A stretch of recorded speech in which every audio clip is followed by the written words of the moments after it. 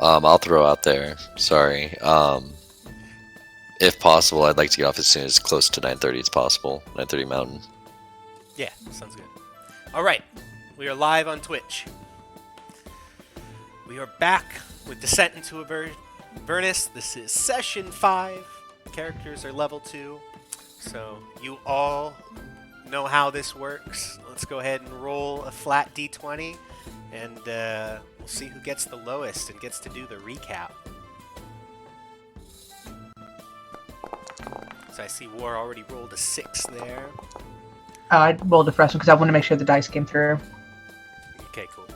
Igvis, 8. Honed got a 4. Belron, 8. More 12. Craggle, 16. So it looks like it is honed. Honed. Hooray! This You is might the as well be third our time official you've recapped storyteller. now, yeah. You just really like recapping for us. So I will, guess. I'm going to go ahead and lower the music on my end, and you can go ahead and recap whenever you're ready for us. Okay, last session we were at the caravan, and we made our way to Fort Morning Lord with the caravan. On the way there, William was telling us a story about the night of the Red Coup, and sort of more or less gave us like information about what happened at Fort Morning Lord. And upon arriving to Fort Morning Lord, there's a bunch of camps out front and a larger camp in the middle, where we met up with, actually, Craigle and Balron. They took off to meet up with the leader at Fort Morning Lord. They came back with a mission for us to make our way into Fort Morning Lord. And let's see, when we got to the fort, right at the doors there's like a magical seal on this door. War, she's the one that figured out the code to get in.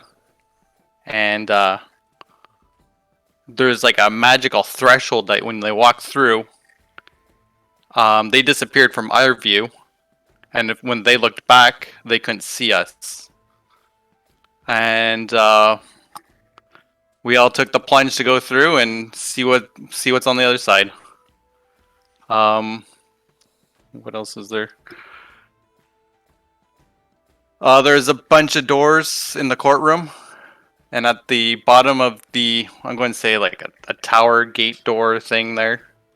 We went in. The main floor was pretty quiet, nothing around, and then heading up the stairs, we ran into a bunch of guys, and we fought them off, and that's where we left. Awesome. Good recap. Good recap.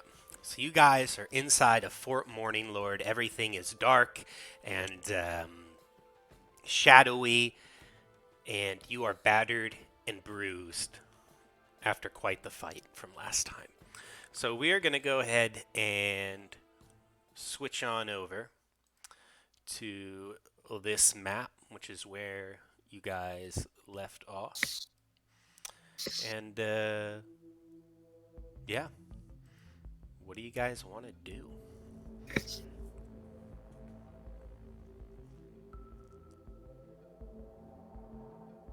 So we had our little tidbits with play by post. So I almost imagine we're just walking at this point as a group. Sounds good. So tell me where you want to go and what you want to do. I will really quick just remind you of kind of what you see here in the room that you are. So you guys went into the main gate, you turned right, you went up the stairs, and in this section to your north, there's a chain mechanism in kind of the northern half of the room there, and it's positioned over the main gate. And it looks like it can be used to raise or lower both of the gate bars. So if you remember, there were two sets of gates entering the fort. So the first were the stone double doors that opened for you when you entered, and the second was like an iron portcullis that came down. And it looks like this could control both of those. So there's two different mechanisms, and so each could be controlled separately with these mechanisms. Did we investigate the bodies? You did not. You didn't investigate anything else in this room. So, otherwise, there are 4 beds in this room. Obviously, unoccupied. There are the dead bodies of these creatures that you have no idea what they are. But yeah. So I definitely want to investigate the bodies, and I assume no one will have issues with this. I want to rip out the tongue of the one the big scary one that had a big tongue on its picture. Yeah, absolutely. So you can do that. So you rip out that tongue, no problem. As far as as far as investigating the bodies, you don't really find anything, on them specifically. Item-wise, they're not carrying anything. They were using their claws and biting at you, and that crazy long tongue that the one had. They weren't using any other weapons, though, and you don't find anything on their body. I'm one step closer to a friggin' monster.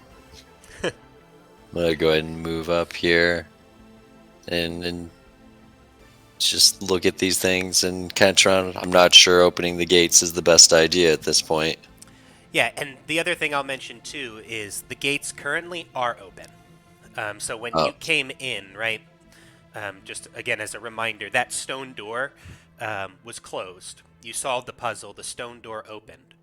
You went through, seemingly disappeared, and everything became shadowy. And when you looked back through the door was open, and you could see, everything from beyond. When you looked forward, the portcullis was open.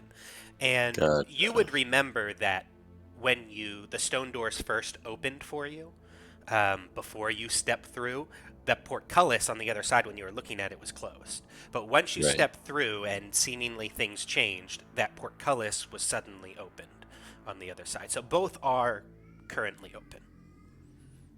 Wow. Well, this just looks like a dead end then.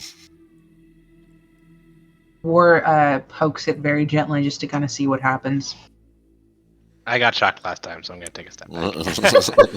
Yeah, you poke it, what are you poking it with? My finger. Your finger, yeah. So you kind of just, poke it with your finger, and it's cold and metallic. Nothing particularly happens. If you want to give me an investigation, you can kind of figure out maybe how it works.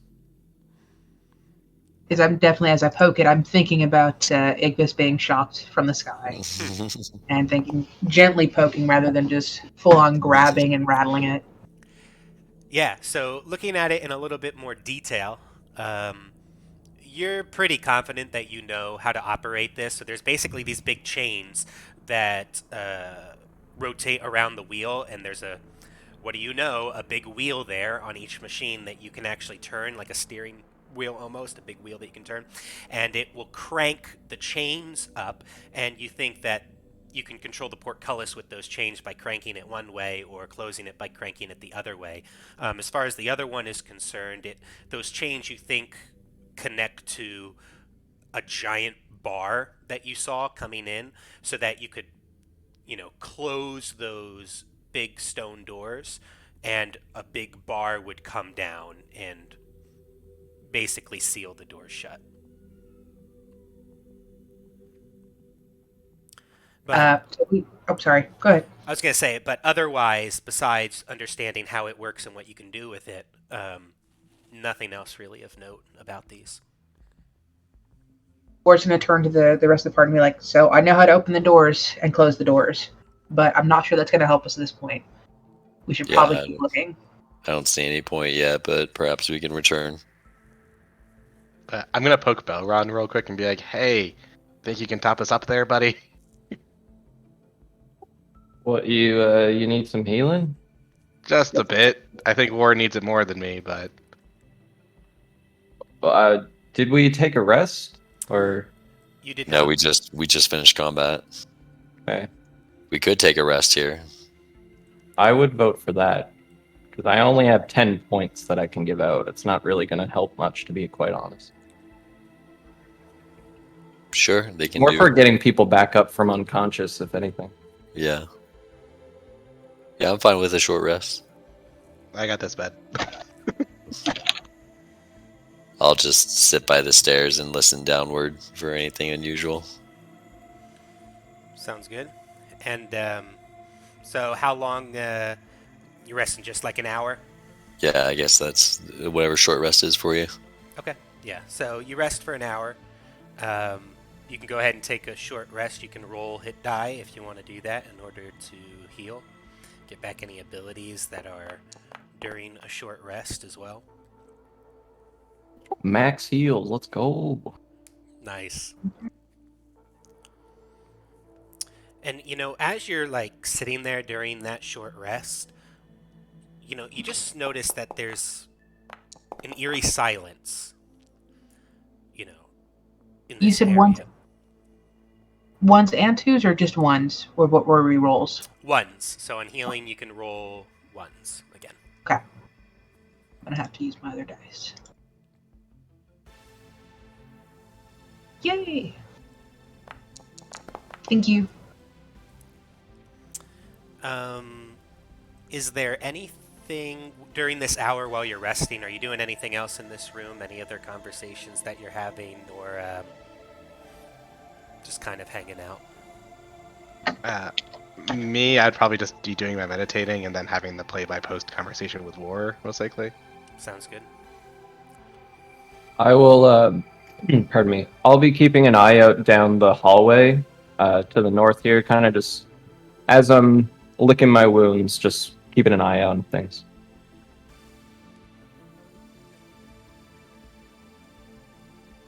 Looks like Neil might be assisting him with that. I don't know if he would do his short rest die as well to heal up. Yes, he would. Let's see, what does he have? I think Ranger's a D8. D10. I think D10. Ranger's a D10. Oh yeah, D10. Why doesn't a monk have a D10? So he'll roll. That's the biggest crime ever. I think we have Monks to would do be so good if they did. It's gonna have to be the second biggest crime after the new license. He'll get 10 hit points back. Yeah. Yeah, I think they're potentially reworking that, so could be something interesting. But I'm probably still continuing my actions. D&D Beyond, yeah. Yeah, she's canceled.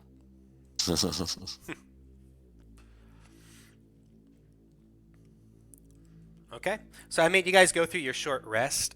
Nothing else of note happens. You just notice the eerie silence in this place.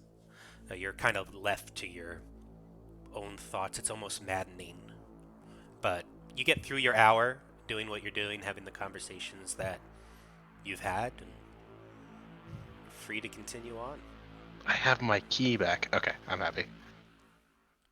Um, Wait, wasn't there horses at the bottom of this too? Like spectral undead horses? Yeah, they were all over the place down there, actually. Mm. We need to come back with rations so that way we can try and sweet talk one of those horses to be War's new ride. Don't you think the food wouldn't just fall out of its bones? Clearly, the horse needs something because it was not happy during the first round of trying to pet it. Probably needs skin. As you guys start to head out, Neil kind of turns around and says, "Oh, what's this?"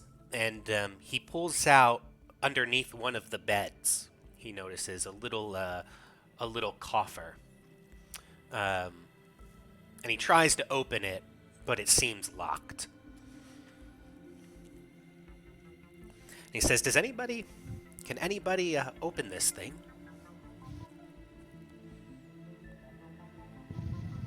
Not me. I don't think so. Nope. I can hit it with my shield.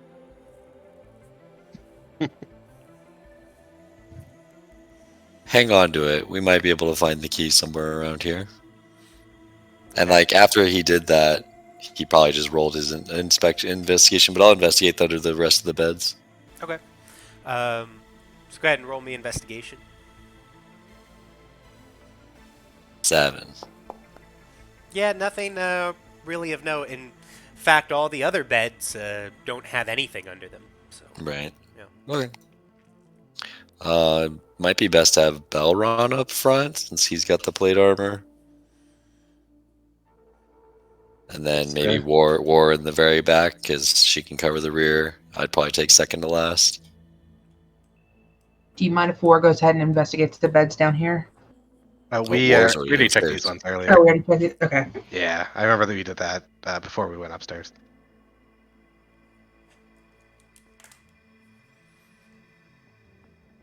Well, All right. I'll follow behind you, Balron. Let's go. Oh, where are we going? I have no idea. We're just Oh. investigating. Spectral Steed here, Spectral Steed here. What's up here? And We I'll didn't just go that point far, I don't think. Okay.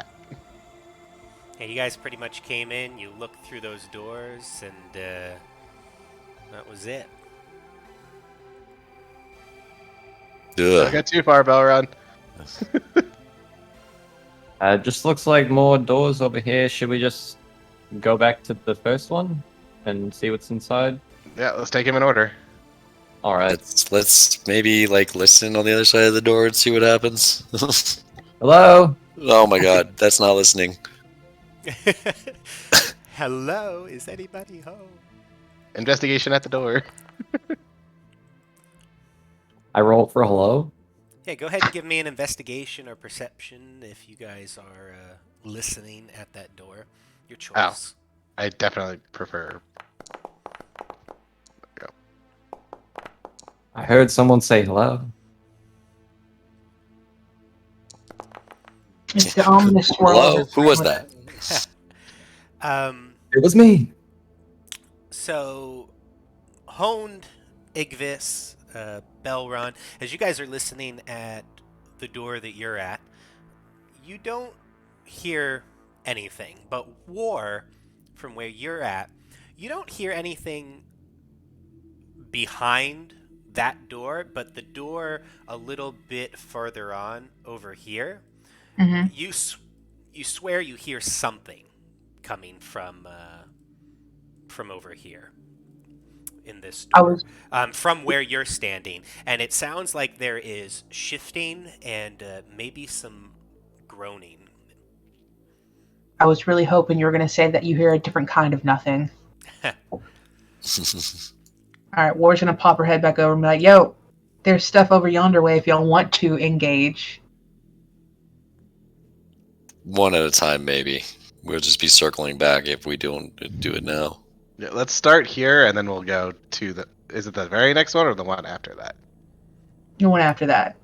So if Okay. y'all want to go in, War's going to hang out here. And if she hears screaming, she'll come after y'all guys. Pleasure. And I'll give Belron a nod. Breach and clear. All right. So, opening that room. In this room, weapon racks along the walls of this armory hold spears. Barrels full of crossbolts and arrows stand near the doors.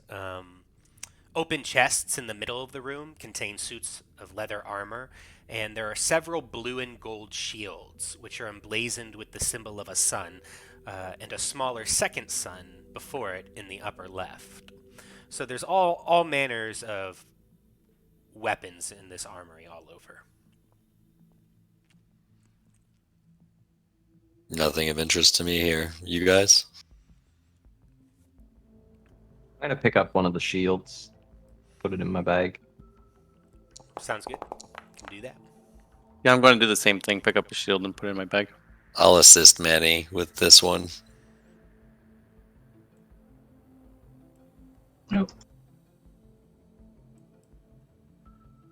War would like to pick up some leather armor for sleeping. Yeah, you can do that.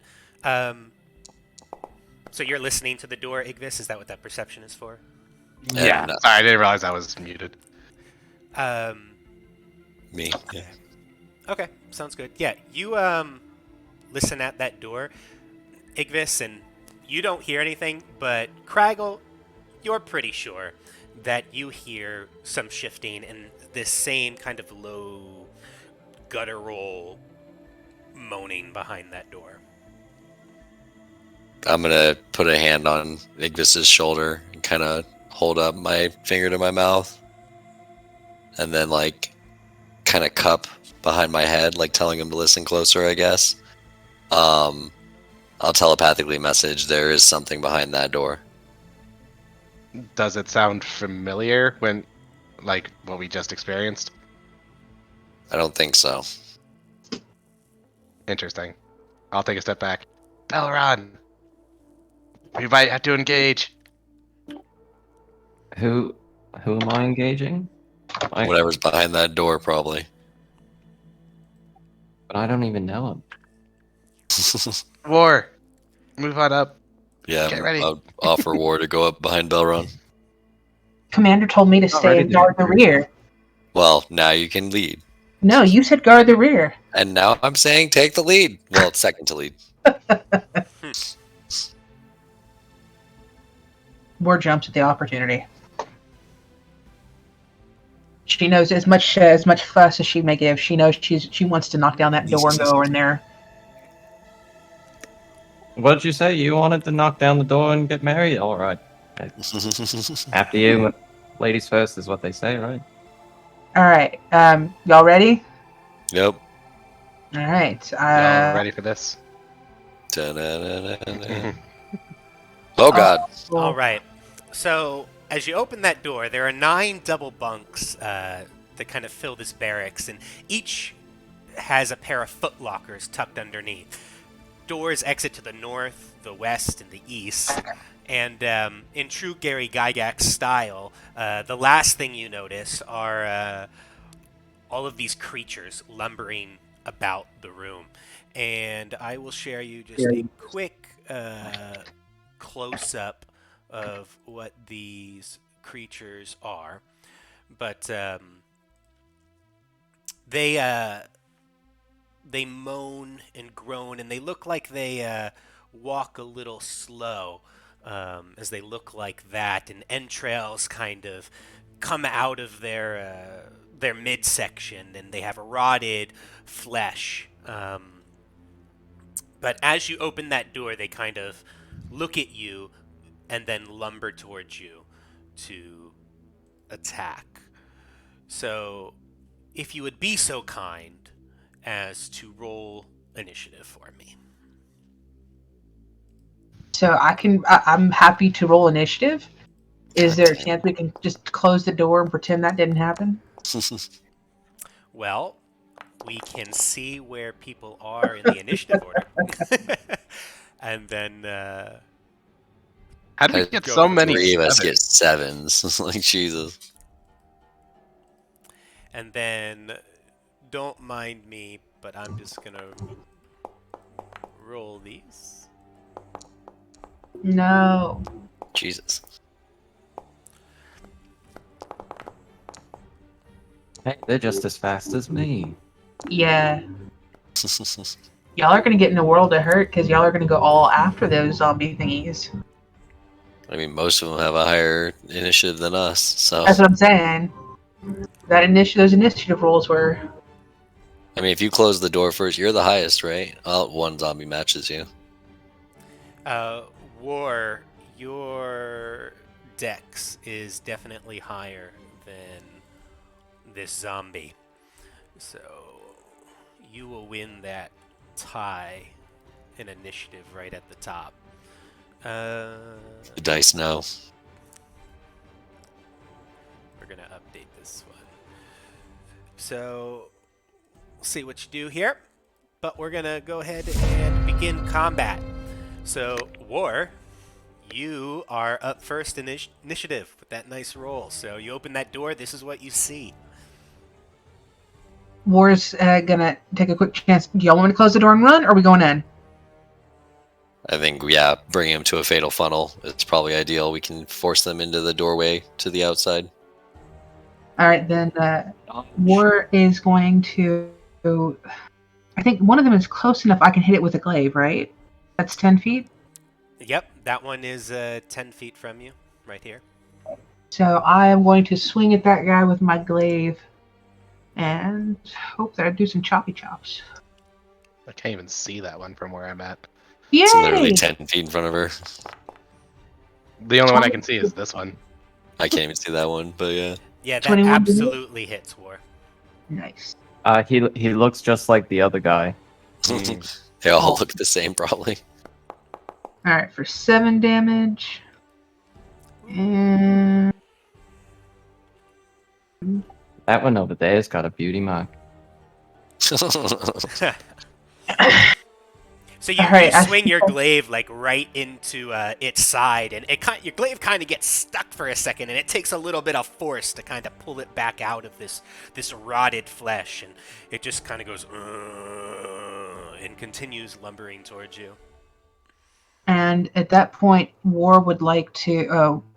I think I've already used my talking for this, but I'm like, I feel like I should move out of the doorway so people can also hit whatever comes through there. So I cannot. Can I enter? Wow. Would you mind unpausing the game, sir? That Closing would be the door. that would be helpful, right? You can close the door and then delay them a bit as we funnel out. Well, so War already used her Her action. action. So, but you do have a move. Closing the door is an action? Okay. Yeah, so that would be an interact. Gotcha. Can I exist in the same space as Igvis, or do I need to go ahead and go behind Igvis? You have to be in a different spot. All right, then I'm gonna move here. For my and then I guess that'll end my turn. Okay, sounds good. So, this one moves there, and it swipes randomly. We're gonna go ahead and roll randomly to see who he targets. So 1 will be Belron, 2 will be Honed, 3 will be Igvis. So Igvis, he comes at you, and he lurches out as he tries to slam you.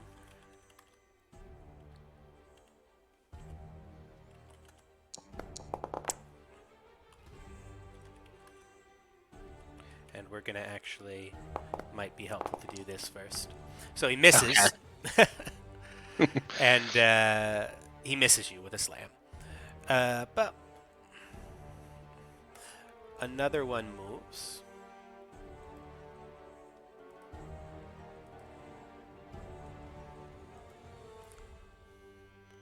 All the way up to here, and that's its whole turn.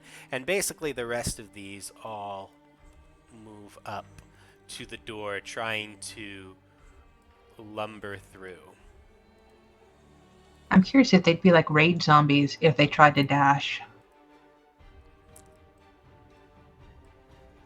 I mean, dashed through a clogged doorway.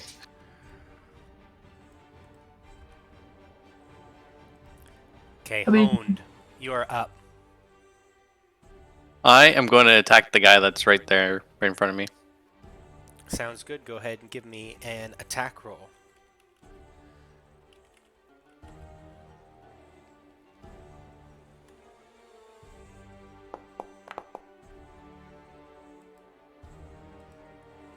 .25 nat 20 will absolutely hit. Go ahead and give me damage, crit damage. That was like an advantage? You don't have advantage. You basically roll the damage dice twice and then add your plus. Okay. If you just hit roll damages in chat, it should auto do it. Yeah, there's a... Oh, perfect. You were really pissed off that it went after one of your friends, so you hit it extra hard. Nice. Yeah, that is 8 plus 6. So 14 damage to this zombie.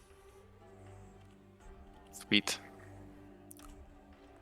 And again, you come with your great axe, and it's kind of that same effect. You come with your great axe, and it kind of gets stuck in the rotted flesh, and you have to rip it out, and blood just sprays everywhere as you do that. But that zombie is still up. Did you want to move at all, or did you want to end your turn there? I think I'm going to end my turn here. Okay. Sounds good. Craggle, you're up. I'm gonna go ahead and move back 15 feet. Bonus action hex on the one that War hit, which I believe is the second one in the line. Is that right? War hit the third one in the line. The third one in line? Yeah. Okay, so I'm gonna hex that one. And then Eldritch Blast. Does a Sounds 14 like hit? A 14 does hit. Yeah. And your Eldritch Blast on the one you hexed, I assume, obviously. Right, of course. Yeah, sorry. All right. So that And that's 10 10 force and 3 necrotic. 10 force and 3 necrotic. User. Okay. It is still up. Still up. Ooh, gross. All right. That's my turn. All right, Igvis. I'll just swing at the one who came through the door.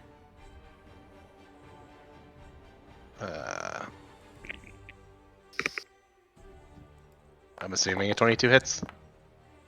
A 22 absolutely hits. Okay. For 7. 7 damage. Mm-hmm. Woo! And this one is still alive as your fist just punches and kind of smushes where its nose should be. Then I'll take my second attack to try and finish him. All right. We'll see. 11. 11 hits. Yeah. All right.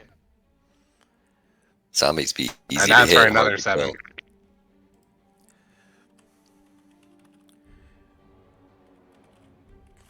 Okay. How much damage? 7?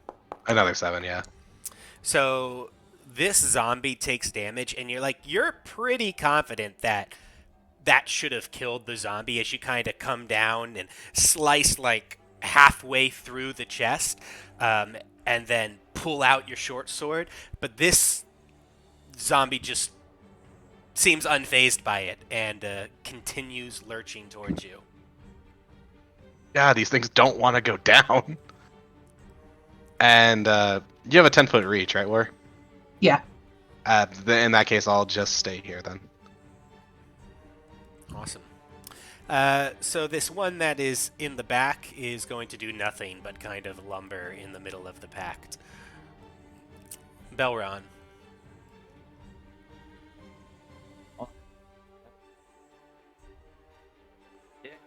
I'm just Your mic's gonna- cutting out.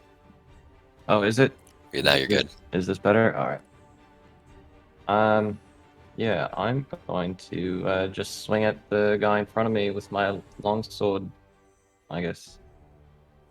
Sounds good. Go ahead and give me an attack. That hits. Go ahead and roll damage. It's the same either way. That's hilarious. Yeah, well, So let's see. You're I okay, swing it's at 9 one. damage. This zombie's gonna do something. And this zombie, again, like you're pretty confident you should have killed this zombie, but it just seems unaffected by your blow.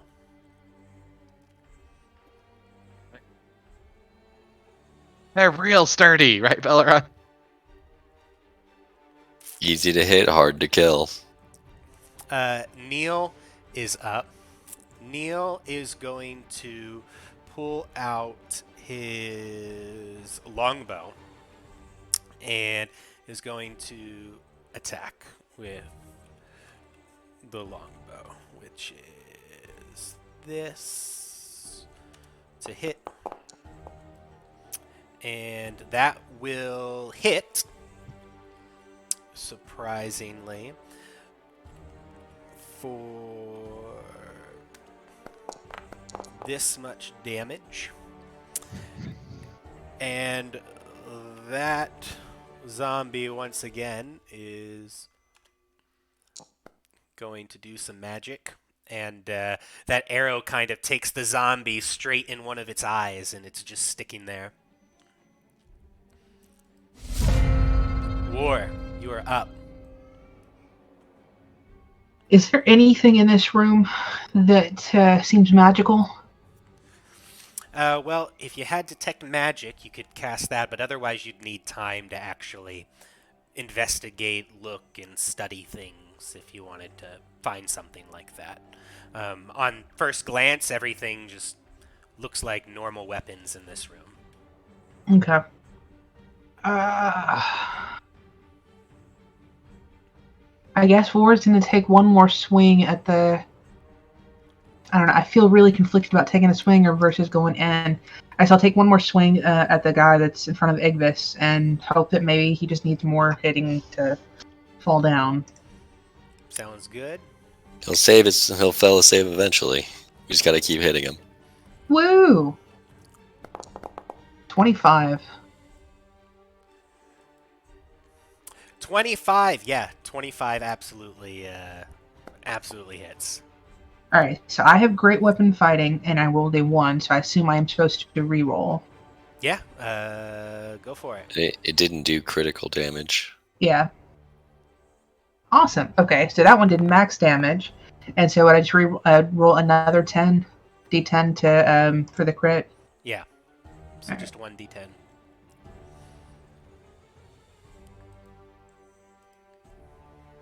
I don't think you're supposed to re-roll that one with great weapon fighting.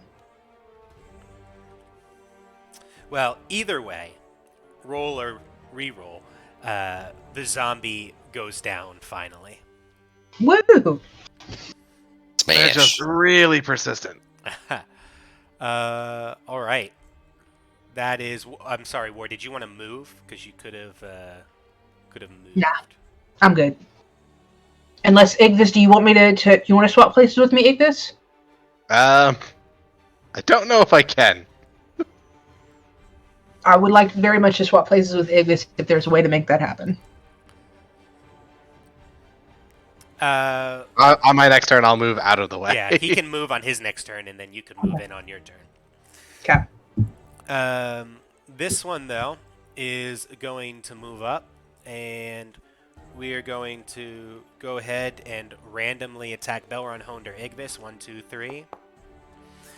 So, Igvis, you are the lucky candidate again. Again. So, this is the attack, an 11 to hit, which misses, I assume. It will miss, yeah. Yep. So There's no way a zombie can match the kung fu of a monk. and the rest of these continue to lumber in and fill the gaps, and the ones that can't back here just continue to aimlessly groan.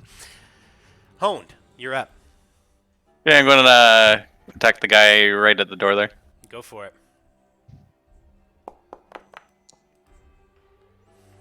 That will hit. Go ahead and roll me damage.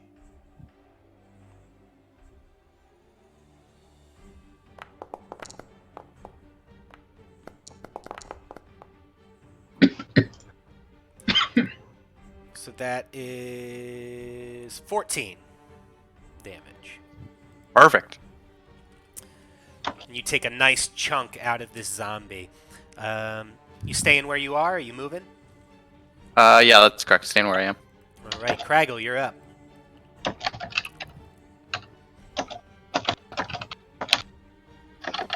I'm reading Hex right now real quick.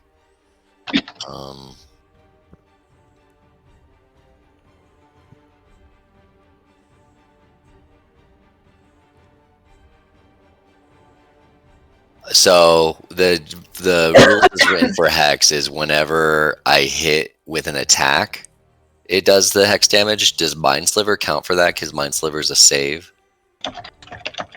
No. No. Okay, gotcha. So I'm just gonna continue with Eldritch Blast on the same one as before. Cool.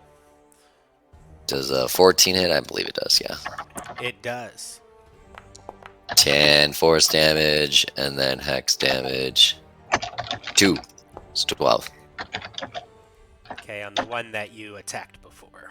Yeah, third one in the list. God damn it. So for 12 damage, right? Yeah, Yeah. total. So this one, again, you had like a really, really nice hit, but this one just persists. I'm gonna curse under my breath and give it the bird. Any movement, Craggle? No, I'll stay here. Not my chicken. Igvis, you are up.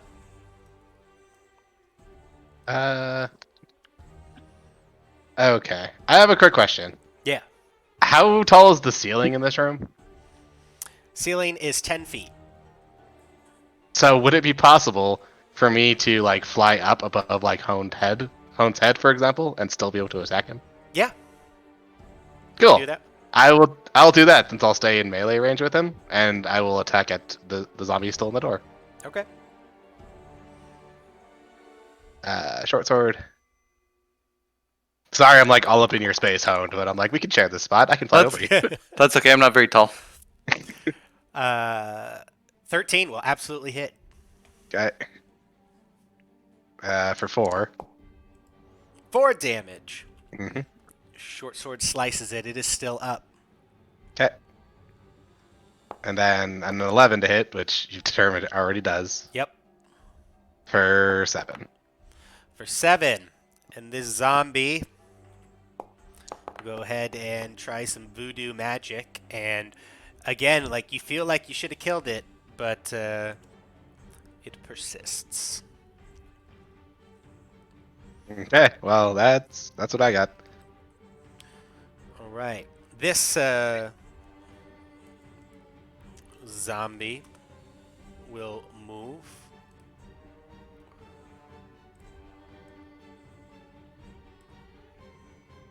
into the door in there and will attack randomly Belron, Honed, and Igvis in that order. Wait, is it not also add me? Oh, yeah, you're there too. So we'll roll 1d4. Belron, Honed, Igvis, War in that order. Oh, it's still gonna be a 3. Okay. Belron, Honed. So Honed, it is coming at you. All right. So this is the attack roll. I assume Yeah, it 21 hits. hits. Yeah. As it slams into you for 4 points of damage. Okay. 4 damage. And that is its turn. Belron. All right.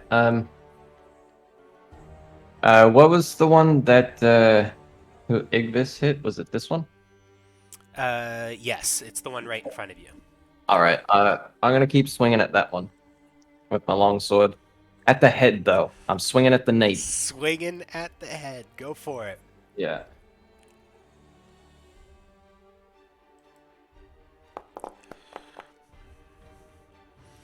That absolutely hits. Max damage as well on the D8. Oh wow! So that's 18 points of damage. Or sorry, 11.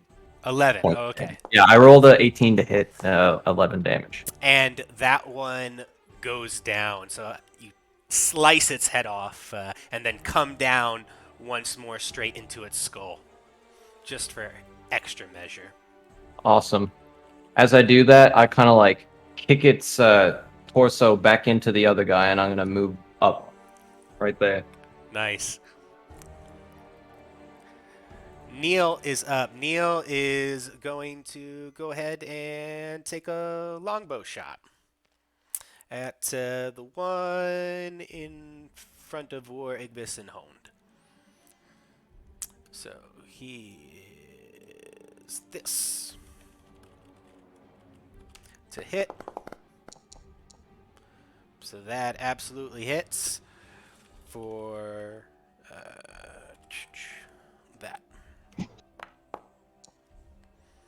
For 6 points of damage, and then this zombie tries to pull some zombie magic and will not, and falls as the arrow pins it to the back wall.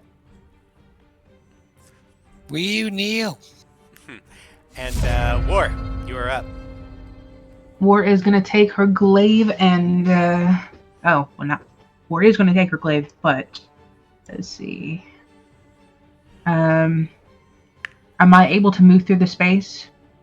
Not through the zombies' space unless, I mean, you could try to push the zombie back with an athletics check if you want to do that, but that would be your action for the turn.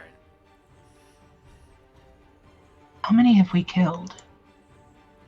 3. Oh shit! I forgot to choose the hex disadvantage. It's strength. Okay. Yeah, I'm going to go ahead and push past the zombie and try and get into the room. Okay, so go ahead and give me an athletics check.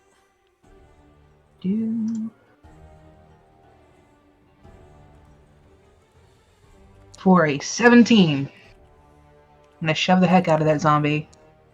And the zombie gets a 21 on its strength check as you try to Did push you- past it. And Did you do disadvantage? Oh, well, this isn't the one you have hexed. You have the one behind Is the it hex, not? right? No, you have the third one in line. Oh yeah, that's dead No. now. The one I hexed is dead now. My bad. Yeah. War is generally disappointed in herself as she's unable to shove the zombie. This zombie is just kind of, tottering, rolling forward, and you try to push it through, and it just, leans into your push, and it's just too much for you to handle at the moment. You still have more movement left, though, if you wanted to continue moving, so that was your action to try to push it. Yep. So that means that basically I have movement, I just can't go in that room. Right. So I guess I'll stay here. Okay. Sounds good. The zombie you tried to push is up. Given that Belron is right in front of it, it is going to attack you, Belron. So it is this to hit. 18 to hit. Swing and a miss. Swing and a miss. Wow. So that zombie thought it came down pretty well with that slam, but it just bounced off. You're wearing a shield? Bounces off your armor and shield. Yes, sir. Yeah, I got chainmail and a shield. Sorry. Awesome. And this one is up, but again, it cannot really get in anywhere, and these zombies just kind of muddle around in nice fireball formation.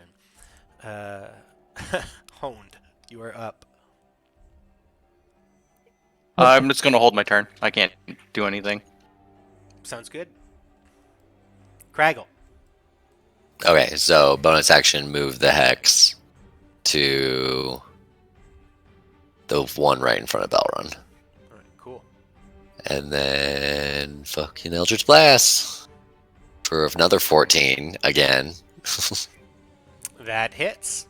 That's hilarious. For 9 force damage and 6 necrotic. 9 force damage and 6 necrotic. That's a pretty nasty hit as you blow off its left arm, but it is still up. Is that it, Craggle? Yes, sorry, end of my turn. All right. Igvis, you are up, flying in the air right above Honed. I assume I can't go into Belron's spot too and attack through a doorway, right? Yeah, might be a little much. No, I would let you do that, but it would have cover from your attack, so it would be harder to hit. But yeah, I'd let you do it. Oh, all right. I'll take that, and I'll attack the one in the doorway.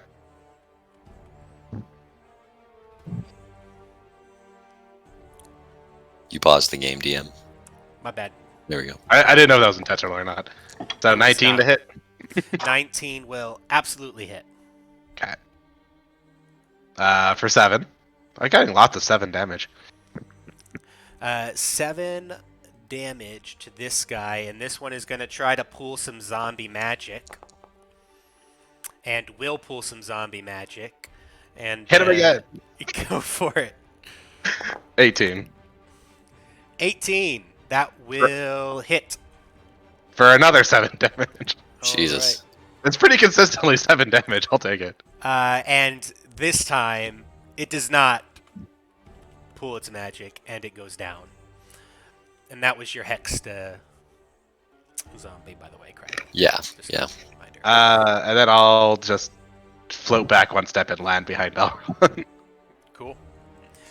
Belron, you are up. All right. Well, yeah, I'm going to move up here, and I'm going to take the dodge action. Oh, nice. Awesome. Cool. So that's move. Any kind of bonus actions or anything like that, or is that your turn?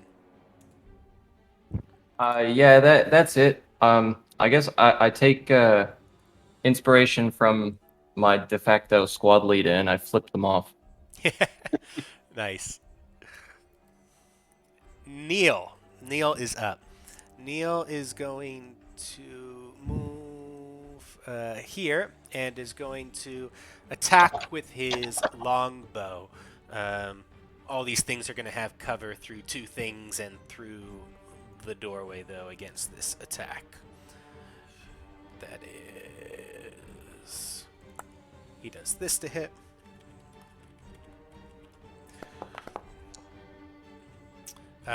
Which, with the cover, misses. So you kind of see that arrow, Belron, land, like, right by your foot as it dings off the top of the doorway and then comes right back down, narrowly missing your face. Woo! Nice shot, mate. Jeez. War, you are up. War wants in the. Can I get in the room? You can now get into the room, yes. So you'd have to go in and then kind of like this direction up as you kind of climb over these beds. Okay, so that's 5, 10, 15, 20. Yep. Yeah. War is going to go. Actually, one more. 25. You'll get And, an opportunity attack from one. I wasn't engaged with it. It would still. yeah, You would still get an opportunity attack actually Oh. from all 3. You moved That's in fine. and then That's fine. out of its combat range. Yeah. All right. Well, then I will stay here. Okay. You do get an opportunity attack though from this one and that one when you moved into the room. Okay. But you won't get it from that one. So this one I will. just yelled, "This is why I stood in the doorway." So this one attacks a 21 to hit. Yep. Should have known better with war by now. Yep. For this much damage, for 3 points of damage. Okay. And then the other one attacks you for a 7, which I assume misses. Correct. All right. And then you can continue with your turn. Now, do they have to move? Because are they in range of attacking me? So they attack you as you Oh, go through as the you're- door. Sorry, my bad. Okay. I am going to be irritated at the one that tried to hit that one that hit me, and the one that tried to hit me, and then take out have my glaive ready and smack the one that is just south of me. Okay, So- so this one right here. This one. Yeah. Okay. Cool. Go ahead and roll me to hit. An 8. An 8 will hit.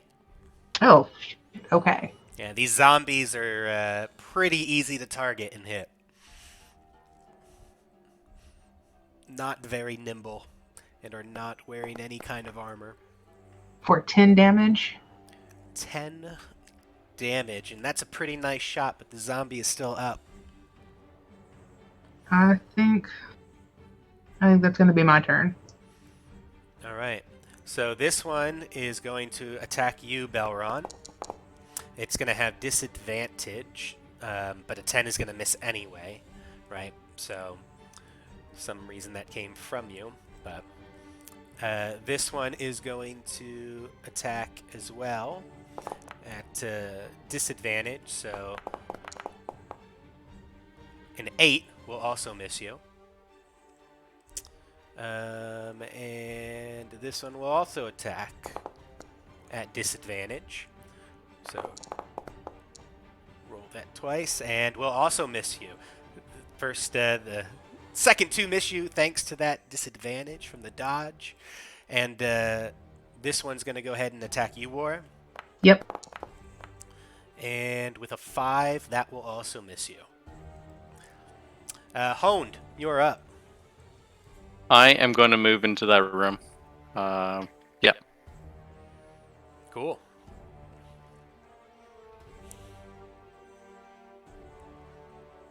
And I'm going to attack the guy right there that I can hit.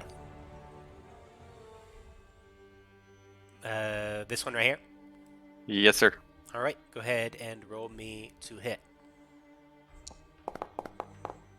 Did this one get an attack if you wanted to get him one? Yeah, they would take attacks of opportunity, these two. Yeah. But Okay. your to hit is a 13. That will hit. I'll do them after you're done with your hit. For 13 damage. Yeah, 13's all around for Friday the 13th. Nice. Nice hit, but this thing is still up. These two, when you came through the door, do take those attacks of opportunity. That is a nat 20. So that one will crit you for this much damage. For 8 points of damage. Okay. And this one also attacks you for 14 to hit. 14 doesn't hit. Okay. So then you took your turn, you attacked, did some damage, and is that it? Yeah, that's everything. Okay. Craggle, you are up. I'll move my hex to the nearest one that I see in front of Elrond and continue the same old attack. For 19. For 8 force and 3 necrotic. Right, this one will again try to pull some of its own zombie magic out. So you said it was how much damage? It was 8 force and 3, 11 total. So yeah, 11 total. this one goes down. Yo. Finally. Would you like to take your movement or end your turn? I only see the one. 5, 10, 15, 20, 25. I'll wait here. Sounds good. And that's my turn. Igvis, you are up. Okay. Let me just do quick thing. Almost. Alright. So I'm gonna move to this spot here, behind this one. Sounds good. And for flavor reasons, I flew over his head, even though clearly I had to go all the way around. Okay. And I'll try and take out the one that War was hitting. Sounds good. Give me an attack. Almost a crit. With a 24 for 9 points of damage. All right. Nice hit, but it's still up. Another swing for a crit. Nice. How much let's- damage? For 8 points. 8 points of damage, and you take this thing out. How do you take this thing out with your short sword? So as I flew over him, essentially taking the sword and dragging it across his throat, and when I land the other side, I kick him straight between Honed and War, so his body lands like here. Nice. Awesome. Just so you know, War is enraged that you've killed her prey. You got the next one, War. That's the Belrod, first you're one up. I've killed. Sorry, my voice is a little gone. This, I can't really tell if either of these have been hit yet. Yeah. Well, I would say that they both look healthy, but zombies definitely don't look healthy in general. Right. So, Like with as far the as you've seen, infection. nobody has hit them, though. All right. I'll just attack the guy here then, to the right of me. Sorry, This say one. again, this one? Yeah. To like the southeast. Okay, sounds good.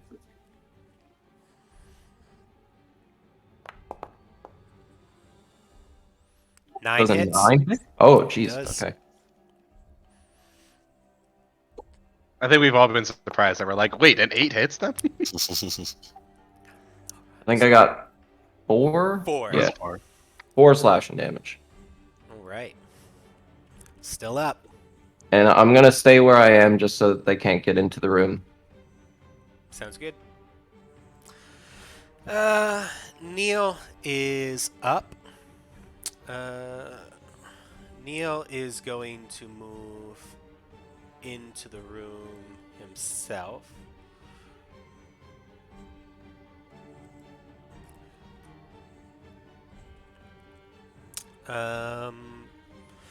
They already used their attack of opportunity on Honed, I think, this round. Yeah. Yeah. So he's going to move into the room, and he is going to roll to hit the same one you did, Belram. So 24 will certainly hit.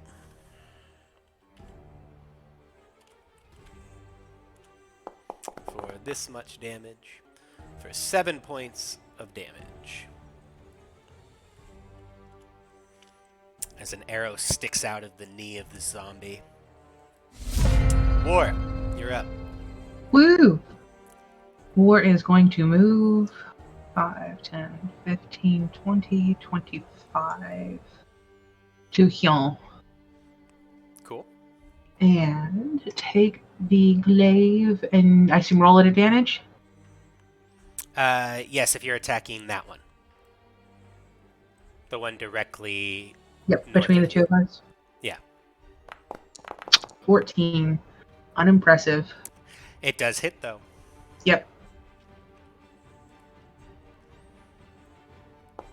For 8 damage. 8 damage. Again, another nice hit, but the zombie is still up. Alright, that is my turn. Okay. This one here is going to attack randomly. So we'll say 1 Belron, 2 War. So this one attacks you, War. Yep. This is its to hit. It 11 misses. to hit, misses. The other one will do the same thing. Will attack randomly War or Belron. 1 Belron, 2 War. So 1, this one comes for you, Belron. 5 misses, I assume. Indeed. And that's it. Honed, you're up. Okay, I'm gonna move.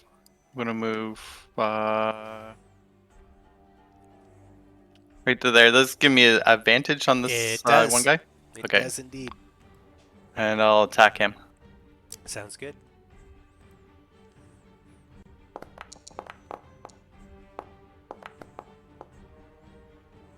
So 11 will hit. Okay. So go ahead and roll damage.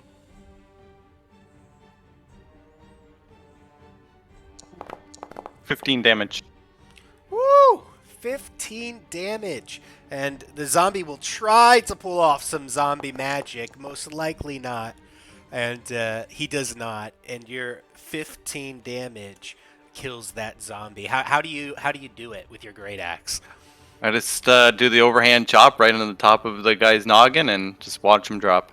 Nice. And your overhand chop not only splits the skull, but straight down the entire body, straight to the floor. And he just parts like the sea in 2 halves. Craggle. Okay. 5, 10, 15. Um, if I just want to do something fun. If I shove him and he falls prone, melee attacks have advantage and he has disadvantage on his opportunity attack, right? Yeah. So I'm just I'm gonna move to here. So that was 5, 10, 15, 20.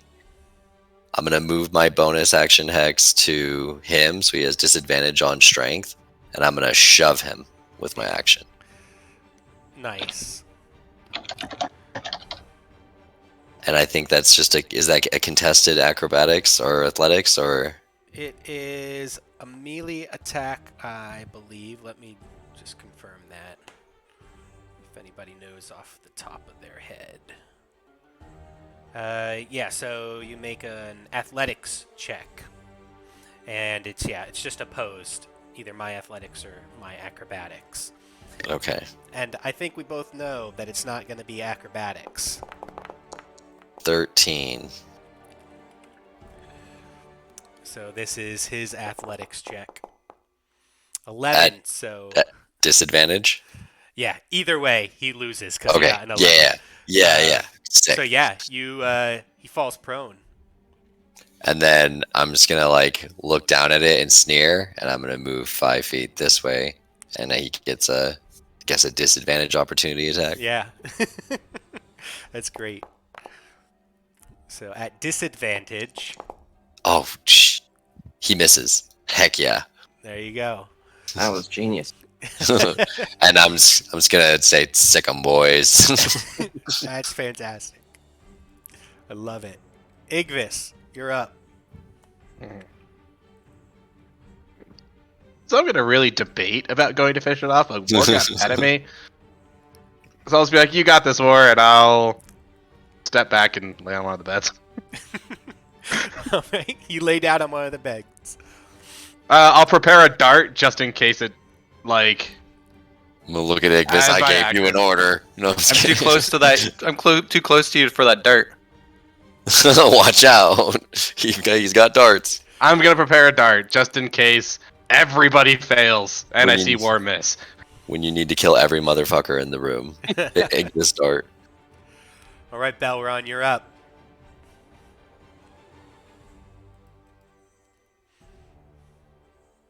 I think you're muted, Belron. Oh, yeah. Oops, I was. I have push to talk on. I forget. Yeah. I'm just gonna. I don't have any gripes about killing this poor motherfucker on the ground. So I'm just gonna. I'm just gonna stab him. Nice, and you have Yeah. advantage. Hell yeah. I think I would have missed otherwise. So that's actually pretty nice. Nice. 22 will hit, though, with the advantage. So go ahead and roll some damage. Nice. 10. 10 damage! Again, another nice hit, and the zombie's pretty injured, but it's still up. I just kind of kick him a little bit with my foot.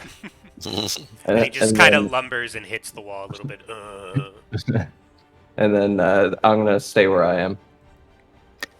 Cool. Neil is up. Can Neil get the killing blow? I think he'll have disadvantage. On since- range Yeah, he attacks. will. Yeah. So Come on, maybe big. not. We'll see. Yeah. Yeah. Okay. So he hit, and he does that for 4 points of damage, and the zombie will try to do some zombie magic. And he will do some zombie magic. And as the arrow pins him to the back wall, and the zombie just kind of pulls himself forward off the arrow. War, you are up. We're Smash debating whether she should Smash try an it. unarmed strike. Smash it. How bloody does this thing look? I mean, pretty bloody. You thought that arrow probably killed it, and then it, like, pulled itself off the arrow. All right, then War is going to drop her glaive and take a fist and just punch it straight in the head. All right. Give me See, an hold on. attack roll. Are you trying to tame a zombie? No, I'm punching it in the head. Right, like Like, why didn't... to smash its head. Oh, okay. You could have just used the flat part of your glaive, probably. No, but it wouldn't be as it wouldn't. The theater of the mind wouldn't have been as cool. She wants to role play as Ignis. So 12 will hit. Oh, it won't let me roll. It just says it's 4 points of bludgeoning damage. Yeah, it's just it's 1 plus your strength. The only one who gets to have a dice for that is me. So it's 4 damage, and this one is going to see if it can pull some zombie magic.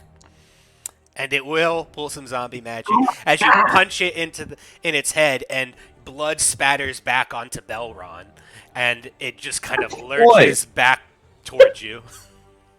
Okay, well, now my readied action goes off because it's not dead after everybody hit it. So I'll throw a dart at it. All right, go for it. I'm gonna dramatically duck and put my hands over my head, like, oh fuck. I thought it was a 1 when I was rolling. I'm like, oh, of course it is. So that is a 12 to hit, right? Okay. Yeah. For 6 damage. For 6 damage. All right. Let's see if the zombie can pull zombie magic, and it will not, as your dart comes through the eye and out the back of the head, and it dies. I tried to let you have your fun, War, and I'll go collect my dart. Now, War appreciates the sentiment. She still punched that fucker in the head. This whole thing kind of, to me, has played out in a very Deadpool kind of blood and guts everywhere way. So we are out of combat now. So really quick, did you say that you wanted to do break at 9:30? Was that what you said? I would prefer to be done by 9:30. I can go past. I'm not trying to like cut anything too short if we're in the middle of something, but Mountain time specifically. Yeah, mountain time. About 2 hours from now. Yeah. Oh, mountain time. Sorry. Right. Yeah, so another 2 hours. Gotcha. Okay. Yeah. We're good then. So we'll break in a little bit. Yeah.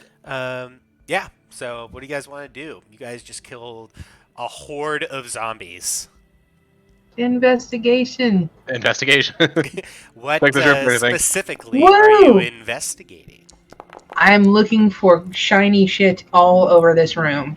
Okay, and I did realize that I actually have I'm proficient with thieves' tools. I just don't have any thieves' tools. Did you also want to check the other room for magic items too? Because you said you wanted to do I that do, earlier. but I have no way to find magic unless one of you guys knows how to find magic. So, you were in one of the foot lockers here in this room. You open it up, and you guys are kind of digging through the foot lockers by the beds. But you find a curious, 2 curious dice that look like they were part of some sort of game set. But as you pick them up, and you're kind of like, oh, just dice, they have this peculiar weight to them. That you just weren't expecting, like an uneven weighting. And as you throw them, you kind of think to yourself, numbers in your head, whatever numbers you might think of, kind of subconsciously. And you notice that after you throw them, they kind of roll on the floor, and they end up being that number exactly. And you're like, well, that's kind of curious. Or I'm not sure now is the best time for games. Yeah, what are you playing over there, mate? I thought we were supposed to be looking around. Don't know yet. I found some dice, and we'll see what they come up with. Did y'all find anything? No. I actually haven't investigated yet, but I'm gonna go ahead and do that now. And what are you investigating specifically, Craggle? I'd probably be looking under the beds. That went well last time. All right. So you look under the beds, and you're looking through the foot lockers, and you find what looks like a potion of some sort. And as you pull out and you are looking at this potion, it is a red potion. And as you continue looking at it, the red in the potion contracts into like this tiny little ball, a marble-sized ball, into the center of the potion. So the rest of the liquid is clear liquid as it contracts the red, and then it expands to fill the rest of the liquid, so it now looks like a red liquid. And this kind of repeats over and over again as you look at this potion, as the red just contracts into a small red marble ball in the center of the liquid and then expands to fill the rest of the potion. Is it possible I could roll Arcana to know if I know what this is? Absolutely. Go ahead and give me an Arcana check. 14. Yeah, your Arcana is enough to know that this is out of game. It's a potion of diminution. And basically it allows you, when you drink it, you are under the effects of reduce person. Oh. I'm gonna hold it up to the light and kind of swirl it around. It's a shrinking spell potion. Why would you ever want to be smaller? You could get around easier. You could hide a little easier. Who knows what wonders may come. Easier. I'm You gonna drink go. it. I want to be taller than you for once. I'm gonna go ahead and put it in my sack or my backpack. Okay. Sounds good. I have a potion of healing. If you would like to try that, Hound. Yes, please. Maybe we should start with the lay on hands so that we can save quote unquote money because potions are expensive. Right. I only have 10 points to give, though.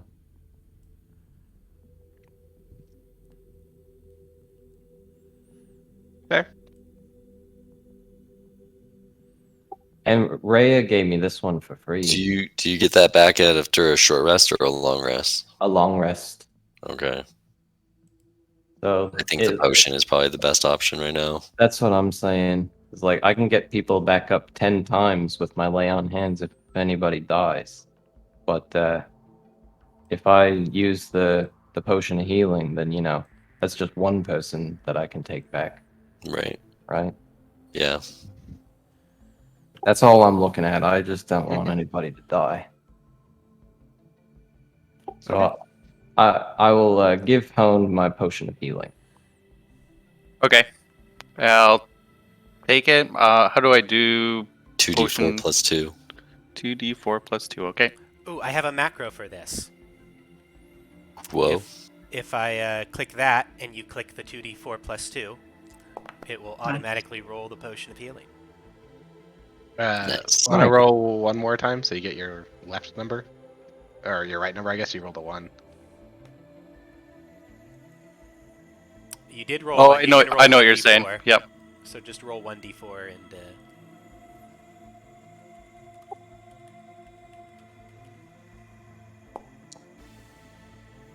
Nice. Nice. 4, 6 plus 3, so 9? Yeah, 3 plus 4 plus 2, so 9. Yep. Nice. Awesome, That's thank you. almost my maximum lay on hands anyways. Yeah, that was good. Are you feeling a bit better? Oh, I'm a lot better. All right. Happy to help, buddy. Thank you. No problem. Seeing War go towards the door, I'll be like, listen first, as she's kind of going that way. There is still one room we haven't investigated because pretty sure this leads back outside. I'll point up to this one. But there was a room right here. Right. Yeah, maybe we should go back to make sure no one comes behind us or something. I don't know. Well, as much as I'm all for finding random tidbits, we are here on a mission. Right. They could But- be in that room. We don't know. I'll defer to the popular vote. Well, we're investigating what's going on. I doubt. I don't know. Maybe. War has rolled to investigate, so that way before we go, we know. Do we hear anything on the other side of that door that'll help us make a decision? You do not. So it sounds like it's empty through there, so we can always come back and check that other room. I'll kind of shrug my shoulders. I vote we move forward. Okay. But like that's a vote, so I'm offering it to the rest of the party. Toned. Yeah, we'll keep going. It don't matter to me. Yeah, let's keep going. All right. If we're good, then War's gonna open the door. Sounds good. So And- you open that door, and as you look out, you see steps that go down to another level, and then more steps that continue going down to the water. And the water continues on out to an opening. So you see kind of like a wall out in the water that rises from the water, and then connecting that wall to a tower in the southeast is a chain that goes along the water. So give me like an intelligence check as you're kind of like looking at that. So dumb though. Where's my intel? Oh, you're smarter than me. And anybody who kind of looks out can give me an intelligence check as you're all kind of looking at this. But, I mean, War, that's enough to know that this is definitely a mechanism that is used, a tactic that's used by this keep to keep boats from entering that location. So if boats were coming up, or if, God forbid, someone was attacking the fort by boat, that chain that's kind of pulled along the water would catch the boat and stop it from coming inside. Yeah. And could also stop boats from leaving as well. And currently it's in a position that would stop boats from doing that. Guys, I think we should go and look around just to make sure there's nothing out there, and then we can come back and keep looking at other doors. Yeah, I vote forward. Why don't we look around the fort still, just for other guys, so nobody's coming up behind us? What do you mean? There's the one closed door. So I think he wants to make sure there's nothing coming up. Yeah, from let's. the- Yeah, is there any other Oh, doors okay. that are Reaching closed clear. or whatnot? I don't know. I think Igvis went back to check on that. Yeah, there's one right here that I would like to check. So when I listened to that door earlier, it doesn't mean there's not something in there now, but when I listened to it earlier, there was nothing there. Looks like there's something in front of me as well. Just to check. Oh, yeah. War's gonna go and investigate the boat real quick just to see, is there anyone or anything down there going, is there anything going on?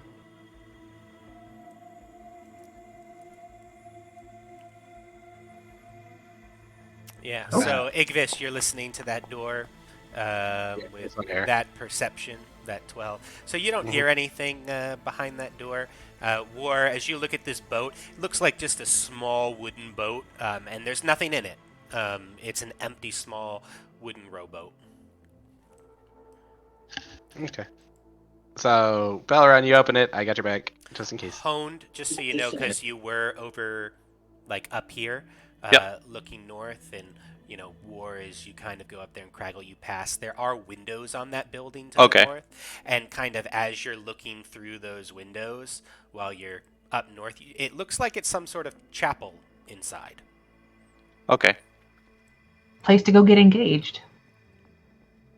Can I roll? Yeah, someone was talking about engaging or something earlier, right? Can I roll a religion check on the chapel for any iconography or the nature of the church? Yeah, so as you kind of go up to the window right there, Craggle, where you are, you can Yeah. actually see that here, and I'm just going to really quick move the live stream camera to kind of see your view. So you can kind of see, looking at that chapel from that window, that there's an altar of some sort in the middle of the chapel, obviously. And there's plain wooden pews that face the altar. Behind the altar, you can see on the stone wall is a large round mural, which depicts a road traveling into the sunrise. But it's painted over in what appears to be dried blood by a crude symbol of a broken animal horn. And I'm going to show you what that looks like. Hmm. And that is what you see on the wall. You could give me a knowledge religion. I think you already did there, but I did, yeah. yeah, There's a you have portal. no idea Right. what anything in this chapel, if there's any symbols that you would recognize, you don't. Can I quickly make a very crude sketch of what I see in my book? Yeah, absolutely. Okay, I'm gonna do that. I'm just gonna quickly scribble down a little 3-year-old's rendition of it, and then tear out the page and add that to my inventory. Cool. Yeah, you can absolutely do that. Okay. And I'll add this picture too to your journal if you want to. Okay, yeah, I appreciate that. Thank you. I'll do it later though. Right, yeah, Probably yeah. during our break, I'll put it in there. For sure. All right. What is everybody else doing here? I think we were gonna try and check out this room, just because we don't hear nothing. Breach and clear. You can absolutely do that. So you open the door, and there are 2 big wooden wash tubs Yeah. in this room. And there's a row of curtains along the west wall that provides privacy for several privies. Looks like a shitter. Yeah. Smells like one. And curious enough, Honed, actually, since you mentioned it, there is no stink in here, right? And you all kind of notice that too, that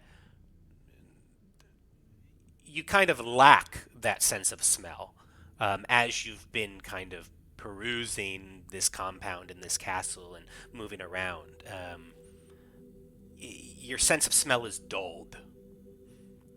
Okay. And as I mentioned before, also, it's curiously quiet. And as you kind of look out into the water, you can see lapping waves, but it's muted, kind of the sound of the lapping waves. Guys, there's more doors up this way. Do y'all want to keep checking them out? Yeah. I'm gonna move with War to this one. Ooh. Do I hear anything when I look at this door or listen to this door?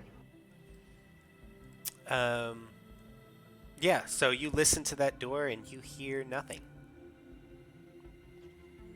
All right, I'm going to click. Get ready, guys. And for nothing. So, as you enter this room, I'll describe what you see. So, this room is 2 stories high, with stone stairs on both sides of the room that lead up to a second floor.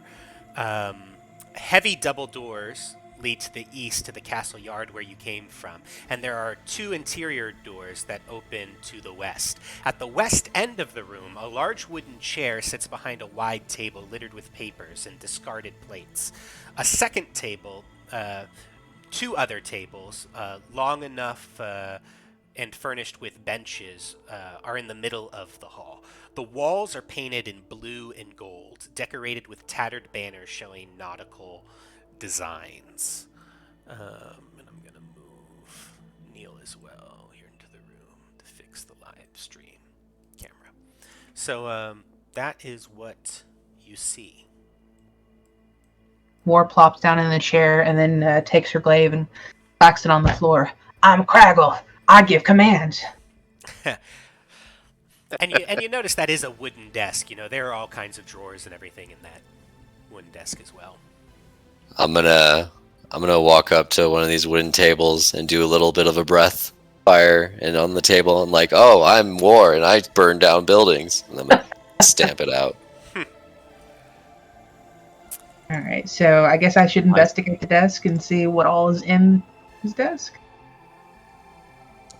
For 12? Yeah. So as you're investigating the desk and you're pulling drawers and everything, you notice that you grab one of the drawers and it seems to be locked. And there's a little tiny keyhole that might open that desk drawer, but you don't see the key anywhere as you're looking around. I'm trying really hard not to make what Craggle said about me true, because my first thought is take the warhammer and just smash the desk open. You do you, war. We don't have a key. Yes. We were expecting it. Wait, we do have a key or we don't? Wait, didn't Igvis have a key? I never got a key. Okay, I think well, we then, got a box that we will. We have a also box need to get a currently. key. That also needs a key. all right, then, yeah, we're gonna take the warhammer and try and smash the desk open. Yeah, absolutely. So go ahead and you're going to use your warhammer, right? Yeah. You said- yeah. Yep. So go ahead and roll Oh, me yeah. damage. Sister, Just can for I- the oh, hell of okay.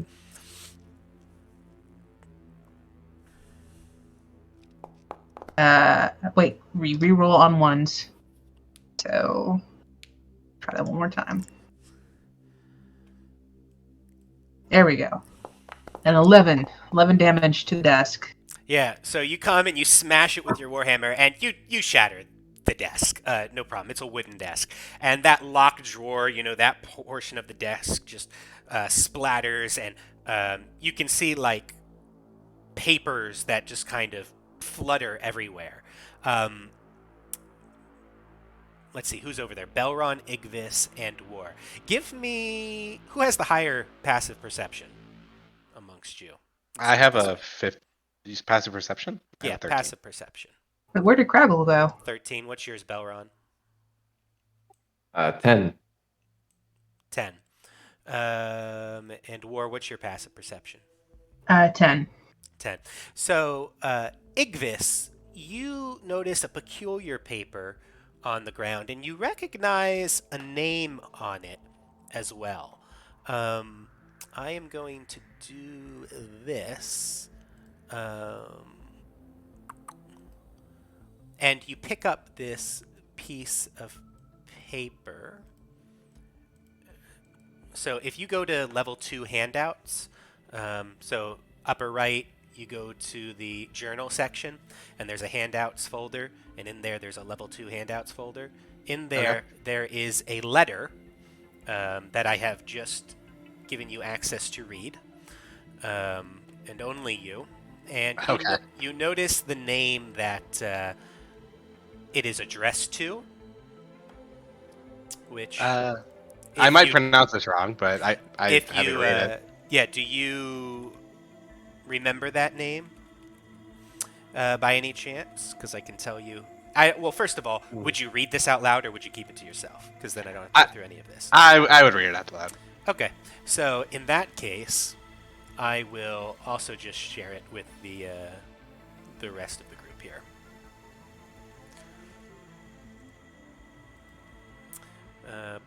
And for good measure, we will do that. So you guys, he reads this letter to you, and you can go ahead and read it aloud here on stream. Like you're reading it. Lord Tigerian, I think. The Lord who watches has arranged for your transport. Devout followers will arrive within a fortnight to help transform you into a worthy host for the ritual. Guard the secret door in the grand hall from prying eyes and prepare the ingredients we have discussed for our arrival. Continue to follow our instructions closely, and you will see your little boy once more. The Lord of all has the power to revive him, but only through faithful service to his cause. Pledge your service to him, and you shall have all that your heart desires. Belron's a zombie? Because isn't that Belron's dad? And Belron, you do recognize that as your father's name. Yeah. Did I say it right? I hope I said it right. Yeah, no, that's right.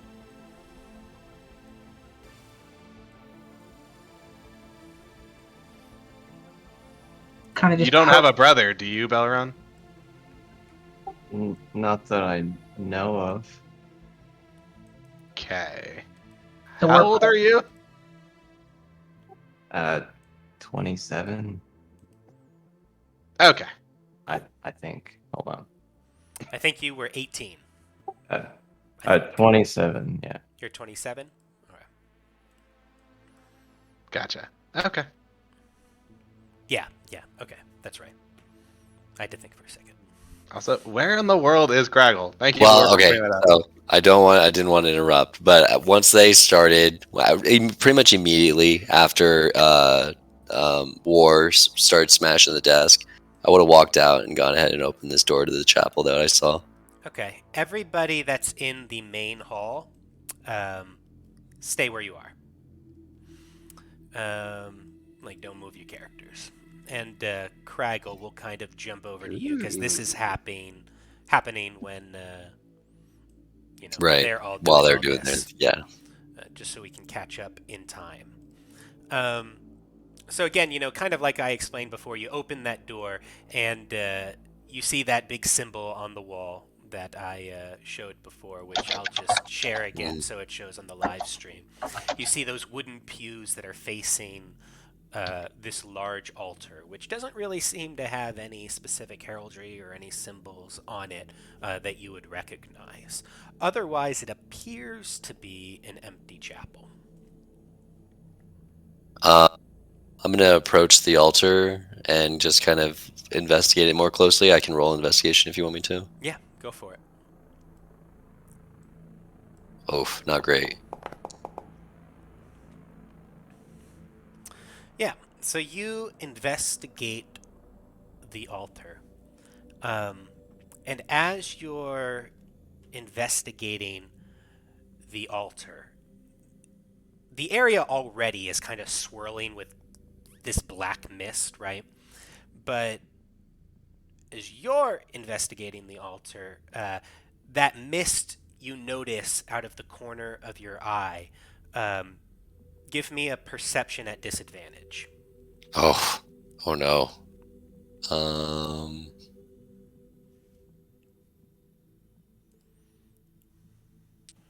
Not good.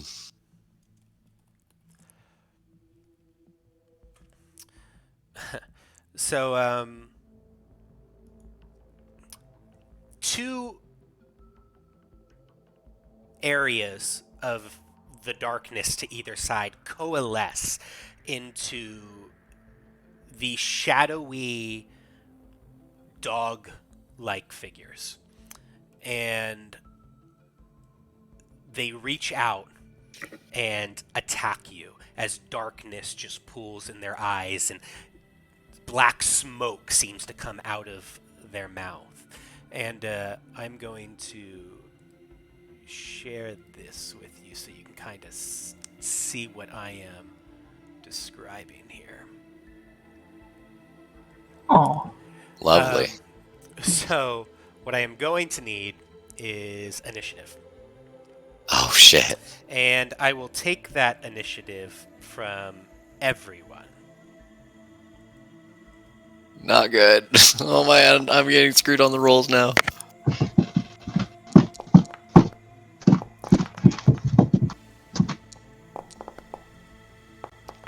I'm glad you guys rolled good. Jeez. We don't know what's going on. I know.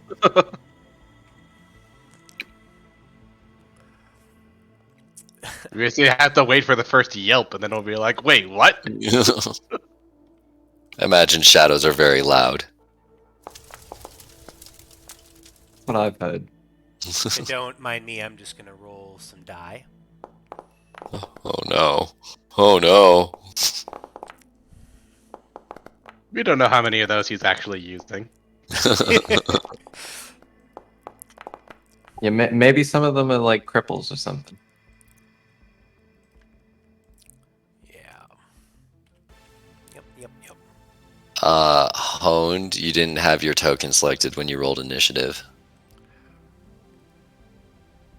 And then Belron as well, actually. Oh yeah, you guys aren't on the track. I did not select my token, and yet it still kept me up there. You probably still had it selected from moving around. Oh. I thought I was just messing around, and I'm like, hey, not supposed to move, huh? Just kidding. I'm not just moving back and forth one spot. Can't tell me what to do. Until he pauses, and I'm like, all right, fine. So we do still need. So Belron's there on initiative. So we need honed. There we go. 1, 2, 3, 4, 5 of you. Cool. So yeah, let's go ahead and do this, and we will do this. I will throw out there, Belron's first initiative roll was actually 19, and honed was 14. Yeah. Well, Yeah, I didn't honed, have my I'll token let you selected. use your reroll. And, Yay! that's fine. I'll put you at 19 too, Belron. We'll just put you at your first one. I can go to It my doesn't matter, 14. really. It's okay with me. To be honest, Belron is kind of just in shock by what. Okay, so maybe we'll You keep you heard at me, 11 right? because maybe that makes more sense thematically. Yeah, no, honestly, yeah. Yeah. Okay. Okay. So this thing is up first. Now we're gonna go through a surprise round first because you're not aware of this, Craggle. So they're gonna Damn. go, and we're gonna then jump back up to the top of the round. Alrighty, here we go. So you're just kind of looking at the altar, and these things come out of nowhere.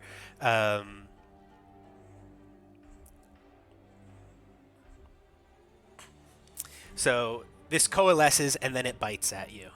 So we're going to go and do this.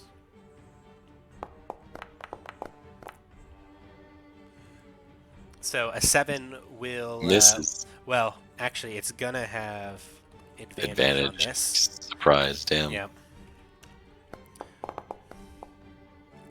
Still 10 misses. will still miss. Awesome. Oof. And, really quick, I'm going to set my macro so I can do this easier instead of ruling this every time. But it misses you.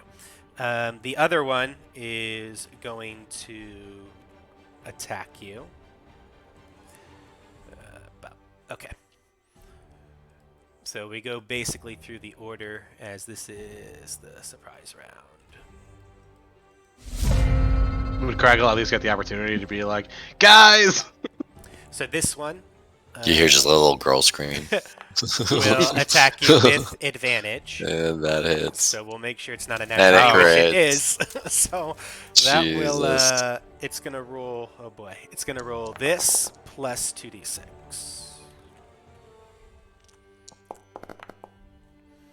So 10 points of damage as it bites into you, and your flesh is kind of like searing in pain as this black energy just burns you.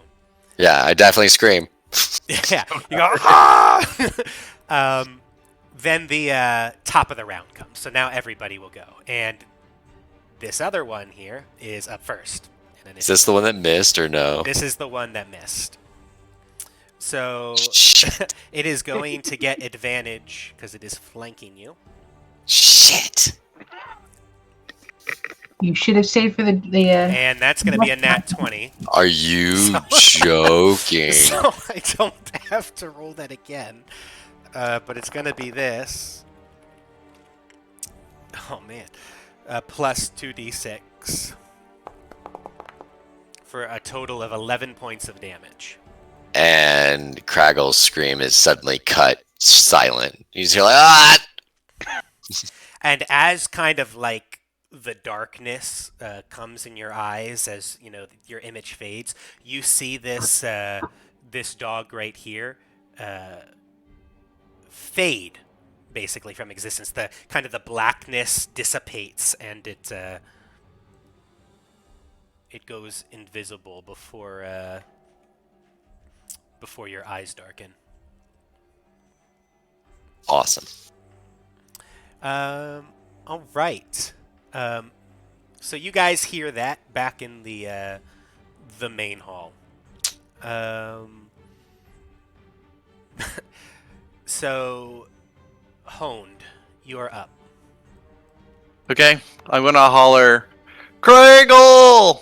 And then I'm gonna do my run and my dash and get out as close as I can to outside. Okay. Sounds good. Go ahead and move your character.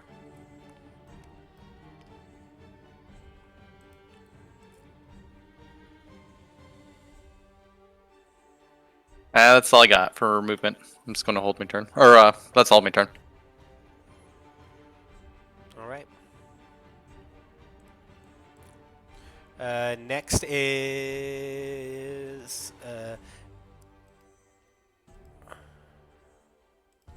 Igvis. Same kind of thing. So with my movement, I can get here. I'll use the bonus action to spend a key point to do Step of Wind, so I can get a dash as a bonus. Okay. And get here. Oh, there's Craggle. All right, I'll stop next to Craggle instead. Be like, dude, what the hell? And then I guess because I don't see what attacked him, I would want to grab him and then use the rest of my movement to take him out. Okay. And I can get to there with him. Okay. Sounds good. So, Craggle, I'm going to move you here. Belrod, I think we need you. Okay. And that is your turn. Right? Right? That was my bonus action. Can I do another action to dash him towards Belrod? Yeah, so that was a movement. Plus a bonus action. Plus a bonus action was like your dash or whatever? Yes. Oh, okay. Yeah. So go ahead and keep moving. Cool. I'll basically get back to where I was with Craggle in tow. That's pretty awesome. Gotta love monks. They're so fast. Belrod! I literally imagine you just like picking up this 6'8" dragonborn with wings and just holding him above your head and train running him. War, you are up. War assumed that Craggle was just fooling around and is still mucking around in the desk. And is just going to keep mucking around in the desk. Okay, sounds good. Belron. Well, I'm still stunned by the information that's happened, but Seeing Ignis run fucking 80 feet in 6 seconds. To be fair, I ran 120 feet in 6 seconds. He just whooshes into the room, so I'll move over to Craigle and I'll put my hands on him. I'll give him 4 points. Oh, fuck. What the hell happened? What happened not splitting the party, Craggle? Wait, where did they go? We are gonna stay in initiative. What So the- Belron, that's your turn, right? You move and Yeah, and I just say, where did what go? I didn't see anything. Craggle, you're up. Am I proned? You are prone at the moment. Okay, so half my movement to get up. Yep. And I'm gonna go ahead and reach in my bag and pull out my emerald, or my focus, and just kind of be looking around. There were 2 of them.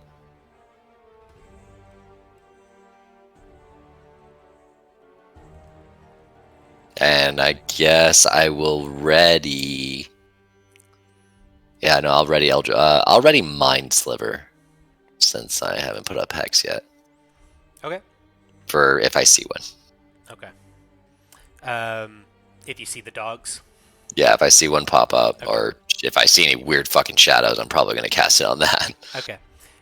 Neil is going to take a defensive stance with his longbow and do the same thing. Basically, ready if anything pops out to shoot it. So, as you're all standing around, you see this creature.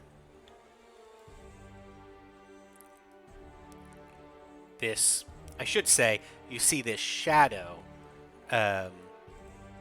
basically pop out of the wall as it comes out of the wall here and moves over to Neil and coalesces, and it looks like this. I'm just gonna share that. Oh, jeez. And it reaches out and it grabs with this misty hand Neil, and touches him. Basically, puts his whole hand over his face. And we're gonna go ahead and roll an attack here on Neil. Do we get our actions as soon as it emerges from the wall? Yeah, sorry, you will. So Okay. Neil will actually get an action too, but Crag will go ahead and do your attack first, and then I'll do Neil's. Damn. 1 damage if it fails. DC 13 intelligence save. So,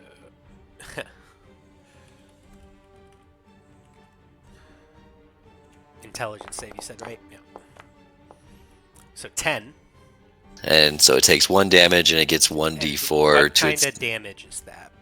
That is psionic. No. Yeah, psychic. Yeah, psychic. And then it Okay. takes 1d4 to its next saving throw until the end of my next turn. All right. And Neil will go ahead and roll with his longbow as he shoots at it. And he will miss with his longbow. So this thing kind of coalesces and then it attacks.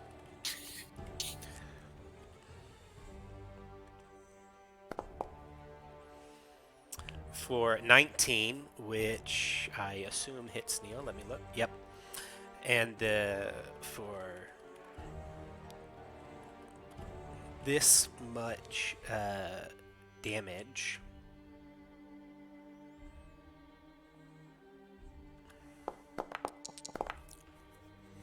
for 7 points of damage to Neil, and in addition, you see Neil's face kind of goes a little bit gaunt as it seems like this black energy comes out of Neil and into this shadow, and his face kind of like shrinks up a little bit. And he takes 2 points of strength. His strength core is reduced by 2.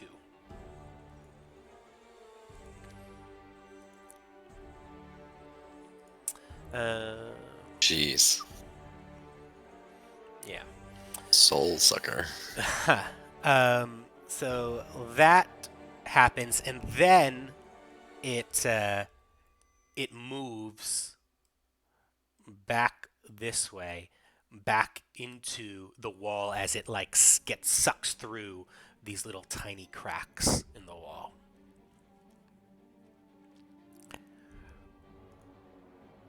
And we're just gonna do this real quick before I forget. Okay. That is oh, that snap. turn. Honed, you are up. Okay, I'm gonna make my way into the hall again, Okay. and just inside the door, and I'll be like, "Is everybody okay?" Like I And- just seen Igvis go running past, grab Craggle, and come running back in, and I heard some banging around. And you see And- Craggle bewildered. You see Neil, his face has just been like sucked in, and he's wide-eyed, and he goes, "Ugh!" I'll say, "What the hell's going on here, guys?" And I'll just stay where I am and just ready my action for whatever happens next. Okay. Sounds good. Specifically, though, when you ready in action, so you have to like announce a trigger. So you will do X if Y happens. If somebody comes within the 5 feet of me, I'm gonna swing at them with my battle axe. Okay. Sounds good.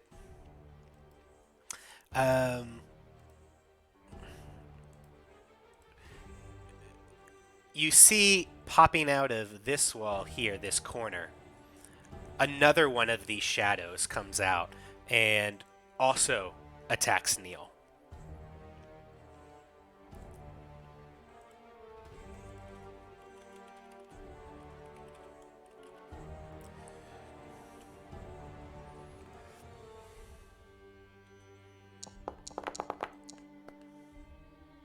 An 18 will hit Neil.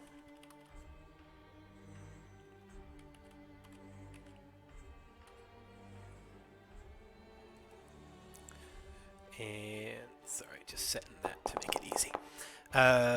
For that much damage, for 11 damage, as again it reaches out with this hand and sucks this energy out of Neil, and not only his face now, but also his arms. You know, he's looking really bony, not looking good whatsoever. As his strength score is reduced by 2 more. And that is this one's turn. Igvis, you are up.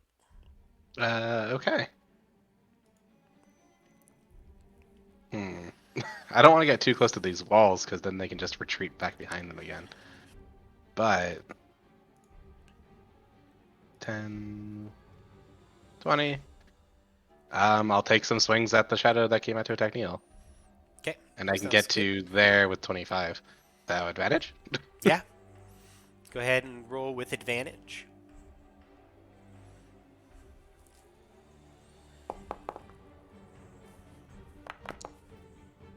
Do I get double 17s? You did.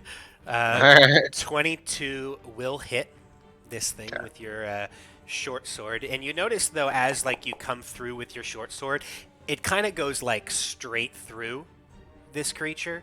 It seems like it lets out what would be a scream of pain, but you don't think that you had as much of effect as you could have had on it.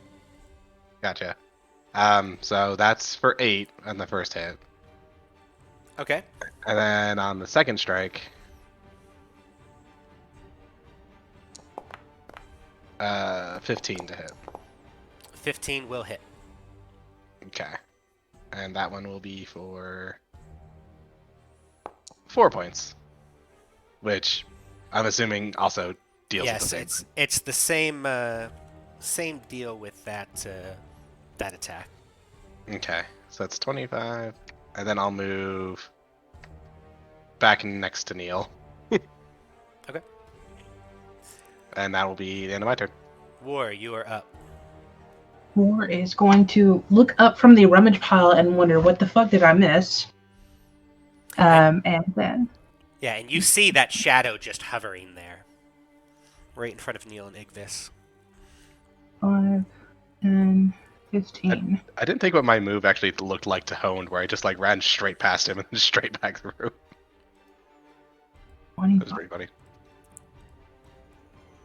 Okay. At 25, am I close enough to grab Neil and move him away from the shadow? You are.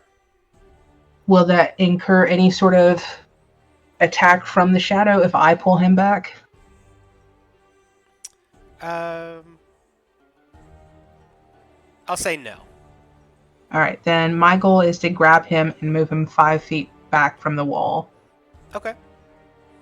Just go ahead and move So- yourself back 5 feet. And he'll move with you there. And I don't think I can do anything other than console Neil and be like, dude, what the fuck? Stop dying. All right.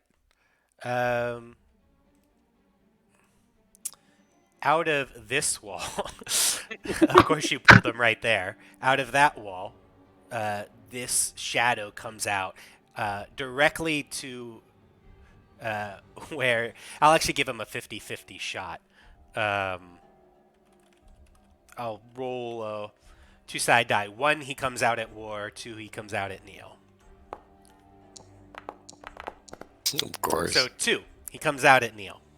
And he does the same thing. He reaches out with that hand at him. An 8 will miss Neil, though.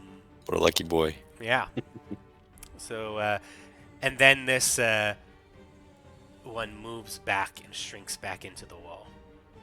And War, you will get an attack of opportunity. Woo! Let's see, where are... Okay. Save. For 19? 19 will hit. And what are you attacking with again, War? It's a Warhammer? Glaive. A glaive. I guess it should be the Warhammer because I was using the hammer. It's the same modifier. Okay. So, and it's also the same hit die between the two. Okay. So you come with the Warhammer, and you notice again, like, it just kind of passes through, and it doesn't have as much of an effect that it should have. Okay. But you rolled 8. All right. Yep. Okay. That is that Shadow's turn. Belron. Right. I'm going to. Oh, still on measure. I'm gonna move up to this guy. I'm gonna try and grapple him. Okay. Go ahead and give me an athletics check. I think that's right for grapple.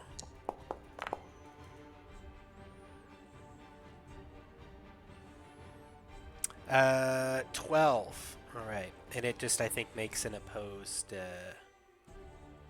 strength check, right? That yeah. sounds right. Opposed athletics sounds right.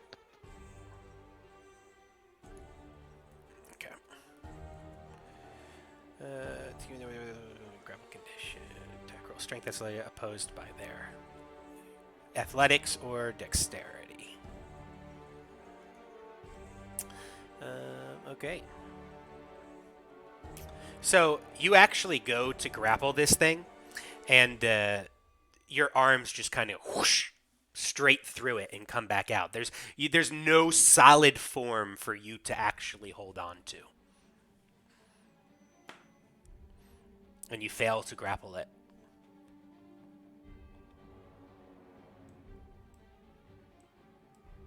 All right. So that's your action. Did you want to do anything else? Nope. Okay. Out of this wall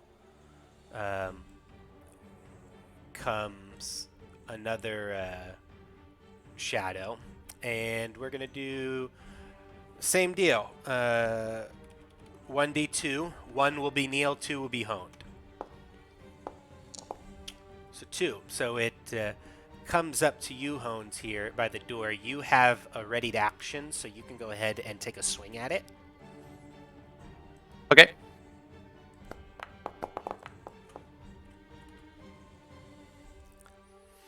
So that's a 17 to hit. Yes. That will hit with your battle axe. And 7. 7 points of damage. And again, it's the same thing. It definitely doesn't have as much of an effect as it should have had because it just kind of whips straight through the body. Right. 2 hands honed. Yeah, I was gonna say, aren't you using 2 hands? No, I switched out. I switched out my great axe for my battle axe so I can have a shield because those other guys fucked me up pretty good. Makes sense. Makes sense. Yeah. Sorry. And then this one goes ahead and attacks you. Yeah, that hits. For this much necrotic damage, for 10 points of necrotic damage. Okay. And again, your face starts to go gaunt, and your strength score is reduced by 3.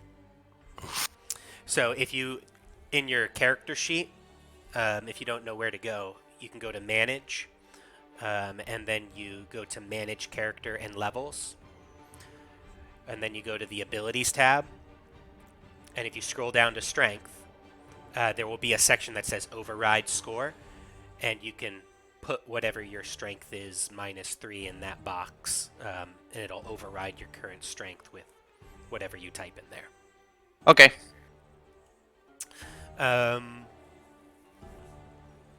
All right. So that is what that does. Then this one comes out of this wall, and it has 3 options, we'll say: Neil, War, or Craggle. So I'm going to roll a 1d3. 1 Neil, 2 War, 3 Craggle. Neil, Oh. as he comes all the way up to here, and he reaches out towards Neil with his ghostly hand. A dirty 20 will hit Neil.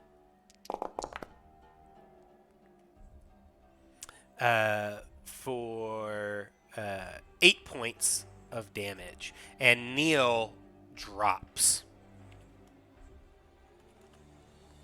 unconscious. And again, his body gets more gaunt as his legs also. Sorry, looking for that.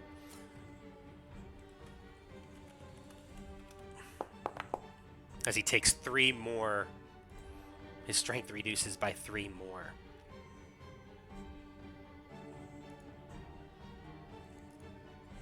All right. That is what happens there. Craggle, you are up. Jeez. I just lost vision. Oh, your no. token tag deleted. Ah! What happened to that? What? No, that was my fault. I think I used the wrong keyboard.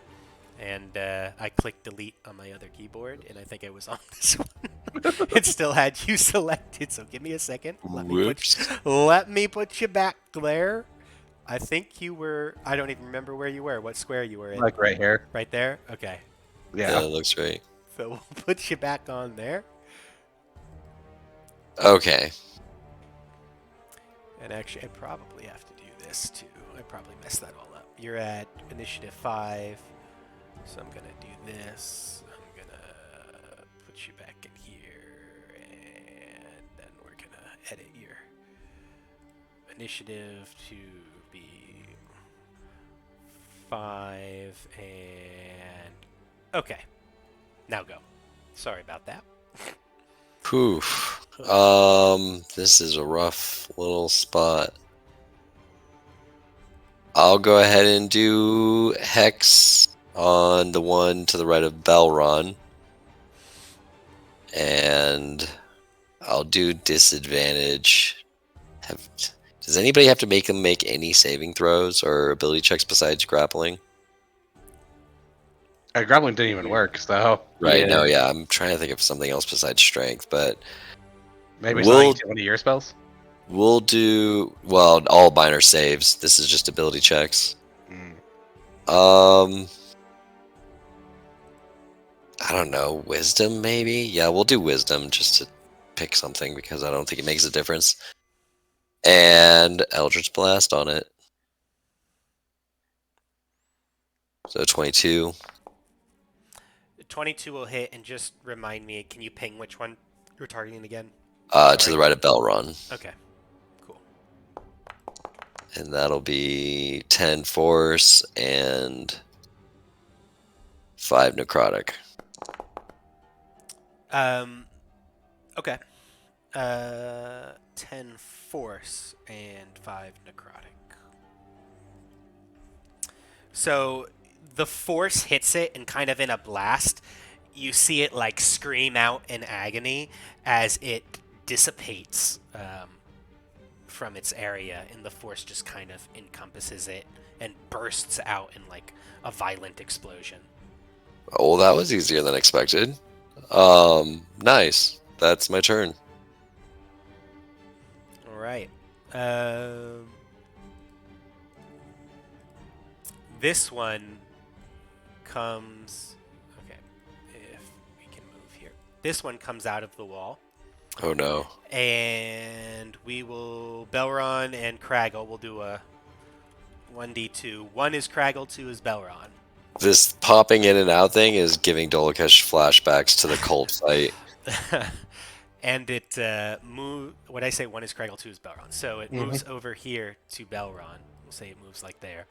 And it reaches out at you, Belron. 20, dirty 20 to hit? Yeah. Okay. For this much necrotic damage, so it does 10 necrotic damage, and your strength score is reduced by 1. As it sucks the life out of you. That is this one.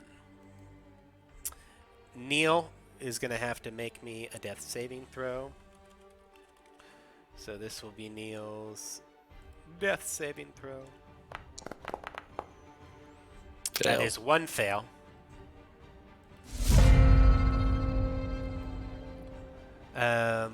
This one comes straight out of the wall and attacks you, Belron. That is a nat 20.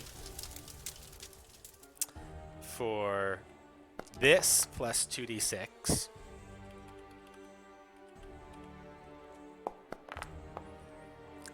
Oof. That's very good low rolls for you. So 7 points of necrotic damage. And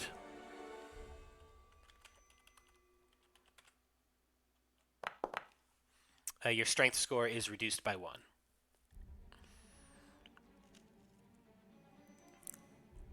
And that is that turn. Igvis, you're up.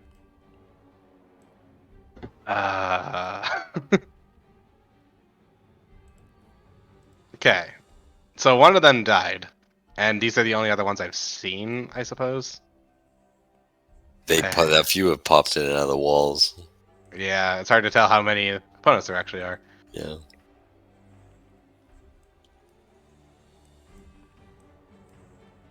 Alright. I'm gonna get to this side of this shadow that was attacking Belron and see if I can try and take it out. All right. You have advantage on it. Oh.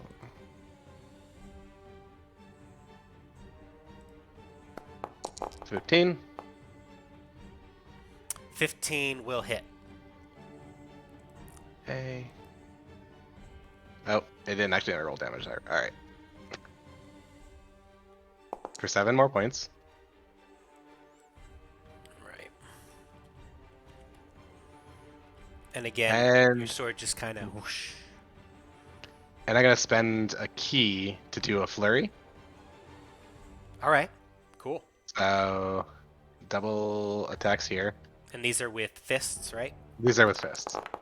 So 16 That hits. for 6 points of damage, and then if it's not down, the second attack will also go at him, which is a 22 to hit for an additional 4 damage. All right. And again, your fist just whoosh, whoosh, right through the wisps of black energy. Yeah. And I sorry, will- was that your turn, or do you have more? No, that'll do it. Okay. Wart. War is very conflicted on the best course of action, given that it doesn't seem like these guys are taking damage. I mean, are they taking? I guess, can we tell if they're taking any damage, or I if they're? mean, you see these like horrifying screams as you attack them, but you don't feel like your blade and your weapons connect with anything really. But it does look like passing through them is hurting them somewhat based on these veiled screams that they have. So yes, it does look like you're doing damage, but just not as much. I'm trying to make sure I'm not reading too much into it. So could Ward just walk through it? Walk through the shadow. Mm-hmm. I guess because I want to make sure I'm not taking what you're saying too literally. Like, the passing through them is not what's causing damage. It's the striking that's causing damage. Yeah, as you're striking, it seems to be doing damage to them. If you want to try to walk through it, you can, but nobody has done that. But, I mean, it looks like attacking with weapons is doing damage. Okay. And Neil, because he is prone, does not give advantage. Correct. He's Neil not is prone. unconscious. All right. Well, then Warhammer it is. Well, I guess. Wait. Can I try walking through it? Yeah, you can try anything. Okay. So I'm gonna try and walk to the other side of it to get here. Okay. And you Sorry. move right through this thing as it turns around to face you. And nothing happens. Yeah, nothing else happens. It just turns to face you. Okay. I guess if that doesn't do anything, I'll take the Warhammer and swing at it.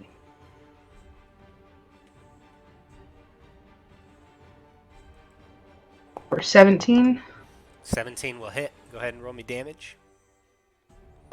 10 damage. All right. Looks like it hurts somewhat. I am going to use my action surge to go ahead and swing again. And Warhammer.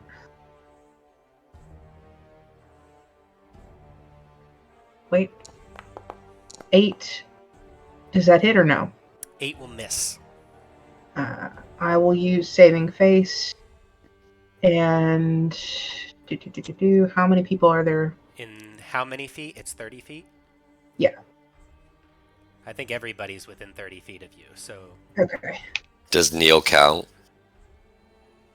It does not say that they have to be up. It just says allies you can see. Okay. So I'll give you Neil. So +5, so 13. Mm-hmm. 13 will hit. Awesome. And that was a 2, so it gets re-rolled for a great weapon.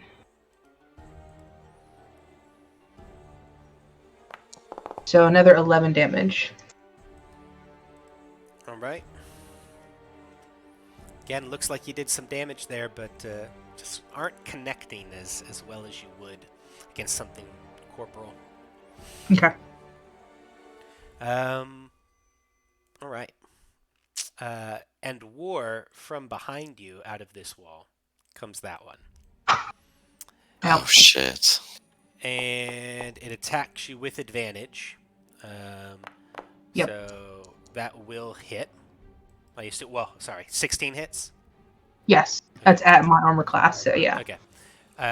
For this much necrotic damage, for 12 points of necrotic damage, and your strength score is reduced by 4, as, again, you kind of shrivel up a little bit, all of your features. That's not a little shrivel. That's a big shrivel. At what point do we decide we need to just walk out of here? I mean, if you want to take opportunity attacks from all these things. Belron, you are up.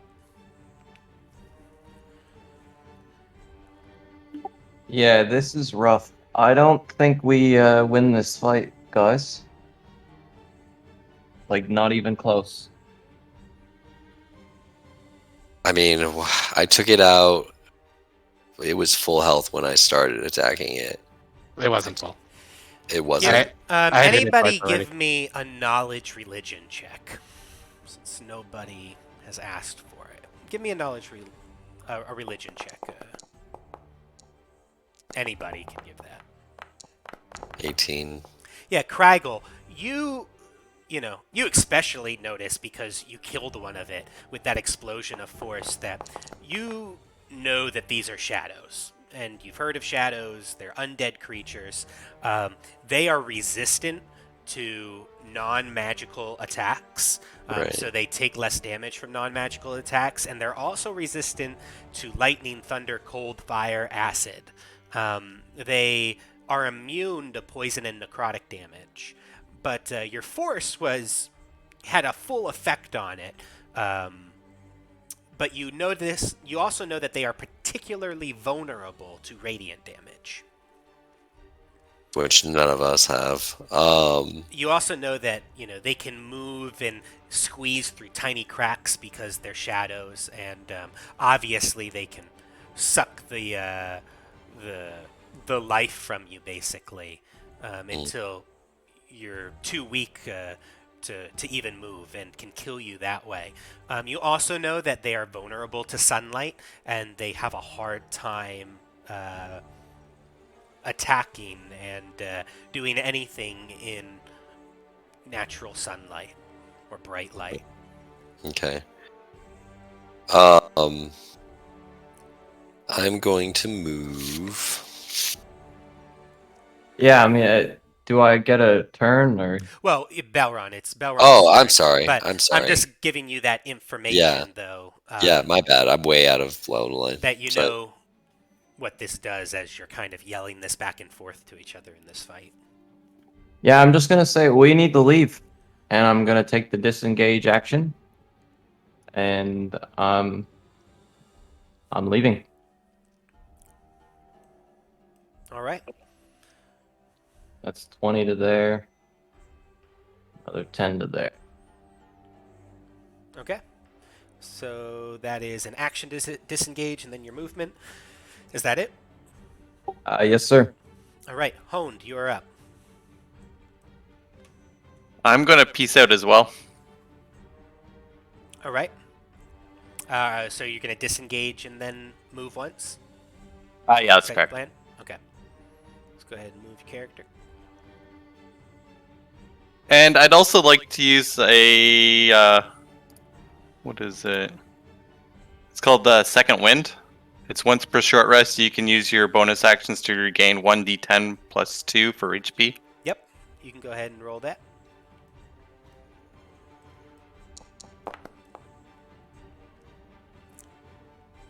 Okay, so you regain 6 hit points. Yes, So and that that's going is to be your action, move, and bonus action. yes. So this one right here that is by this door moves up to Neil and begins sucking more life from him as he puts his hand on top of Neil's chest and sucks life out of him. So he will take an automatic fail.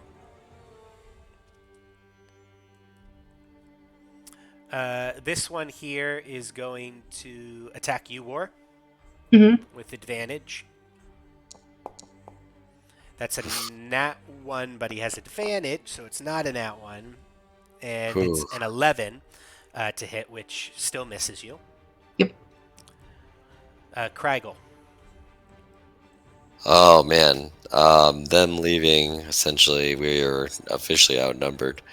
I'm gonna move my hex to the one I'm targeting, to closest to Igvis, Okay. and Eldritch Blasted. Although I just learned that they're immune to necrotic, right? Yep. So I won't even bother with the hex damage. But 11. 11 to hit will miss. Okay. Oh shit.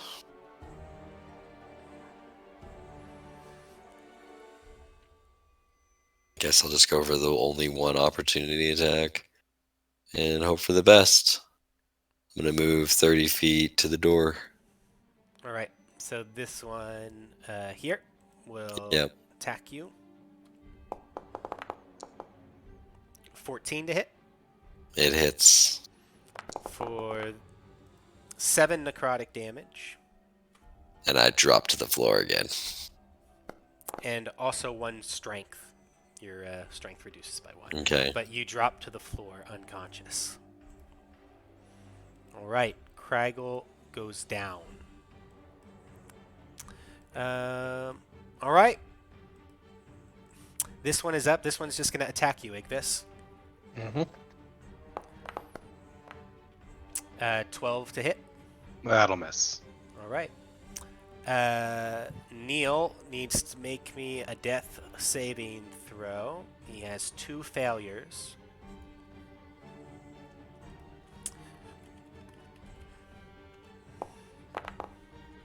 So that is his 3rd failure. As you see Neil, the life is just being sucked out of him by this guy right here, and he gives like this one final gasp of breath as his whole body just shrinks and is no more than a skeleton with skin on it.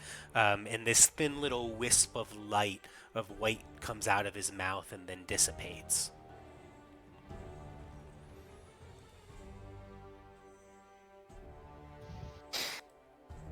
Damn. This one will just move up and attack you, Igvis. 6 will miss. Yeah. Igvis, you are up.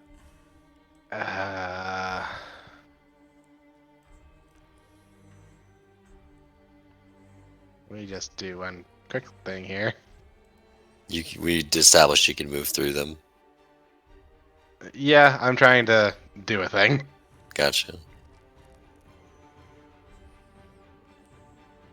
Okay. So, I don't want to take the disengage. Because essentially what I want to do. Actually, if I take disengage, as I'm running by Neil, can I grab his body and still move with him? Or would that not be possible? You want to grab Neil's body and move Yeah. with him? Yeah, I'd say you can grab him as you pass by. Okay, so then I would take the disengage action, move up to here, and then get out to there. So I'll end here with Neil. Okay.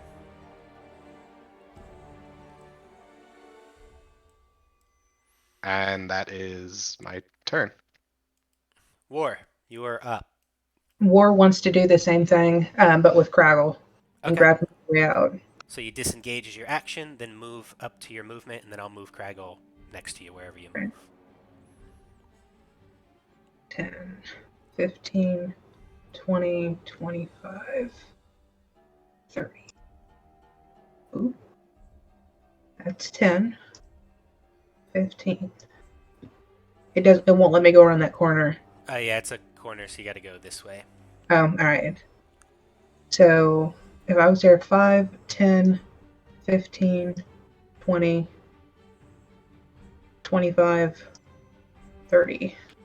Okay, I should pull Craggle out.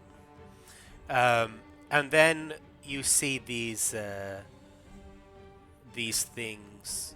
That one at least moves back into the wall. Belron.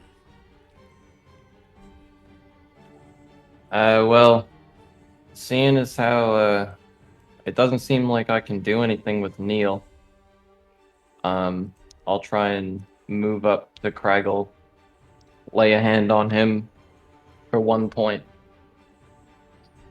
For 1 point, so it's your lay on hands ability, right?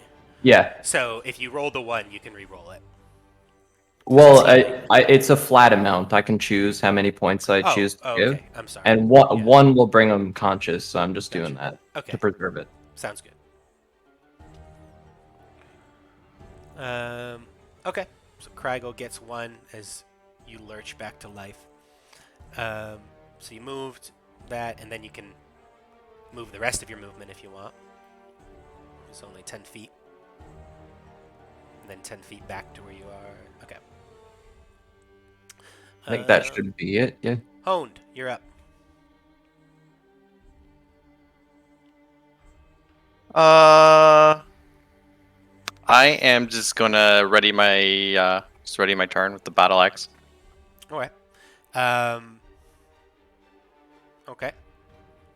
Sounds good. This shadow, you notice Craggle wore Igvis, retreats back into that wall, and you see that one do the same there. Craggle, what do you do?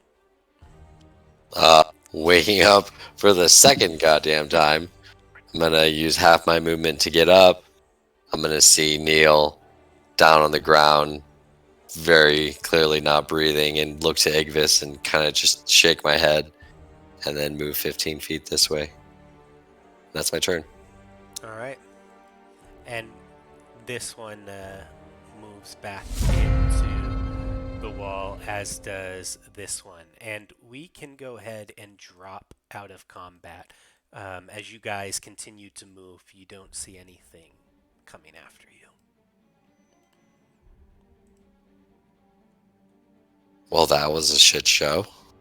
Don't go in the church, by the way, and I'll point at the open door over there. Don't go in the church. I'll grab Craggle by the collar. I say, "What the hell were you thinking going off alone? You could have got us all killed, mate." Yeah, and I'll just kind of avert my eyes, and I'm sorry about that. I got the curiosity got the better of me. I'll calm down and let him go. Say, I'm sorry. It's all right. Just be more careful. No, you're right. It was a foolish mistake. And I'll turn around and look to Igvis. It wasn't your fault.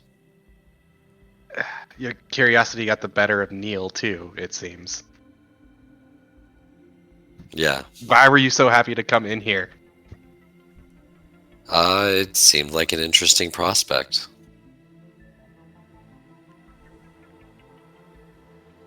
You didn't have to come along, you know.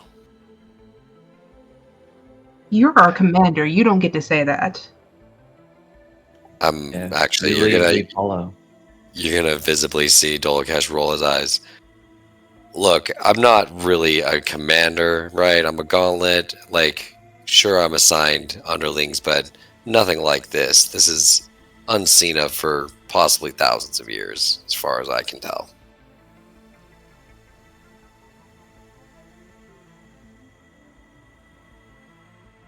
What is We our mission? That was her name, Katha, whatever her name was. What was the mission that she gave you for us to do? If I remember correctly, it was just to investigate what's going on here. Figure out if there was any connection to the events of El Terrell. Oh, okay. Yeah, basically, yeah. She. Do you actually remember what she said, or because I can recap? Not like verbatim, no. Okay. Yeah, she basically had said to you that she wanted you. There were strange sounds coming from the fort, and that somebody should go investigate them. And after pushing a little bit, she mentioned that her sister was stationed at the fort under Belron's father, and she definitely has an interest in finding out what happened to her sister, and that you can kind of kill two birds with one stone with investigating the fort. Discovering what's going on there, and also finding out what happened to these missing paladins that just disappeared 18 years ago. Right. Okay. All that. I'll ask Craggle if do we got enough information we can go back to tell her and maybe get some more people to come in with us? I mean, so we got the letter and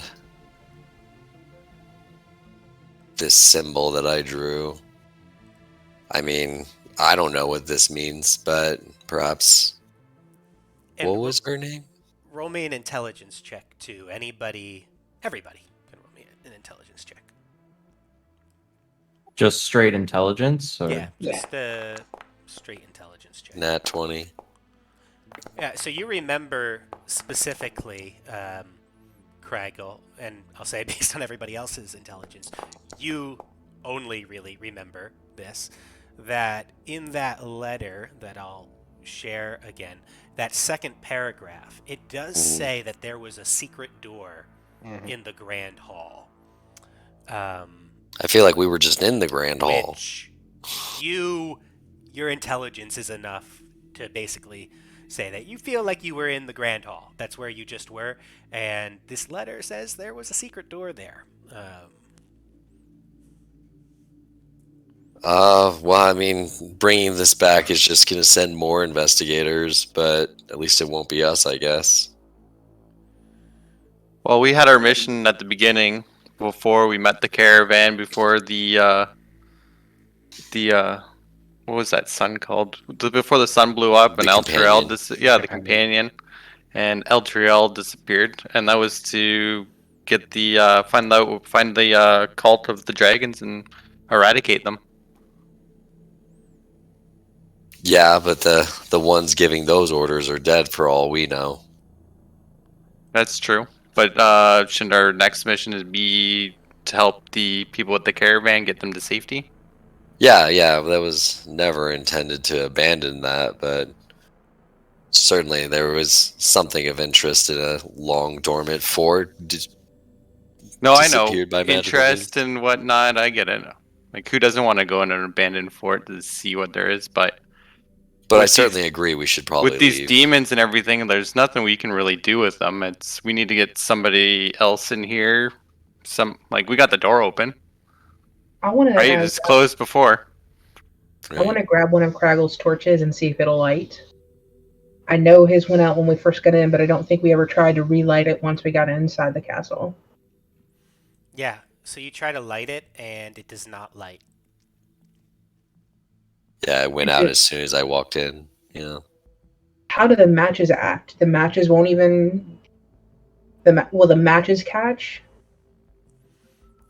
Well, so you're Or- probably using like flint and steel to light the Yeah. torch, so you kind of mark it to try to get a spark going, and it just doesn't seem like you see the spark, right? But the spark doesn't really catch it. Like, you're pretty confident you're doing it right. You know how to use flint and steel, but the torch just doesn't catch.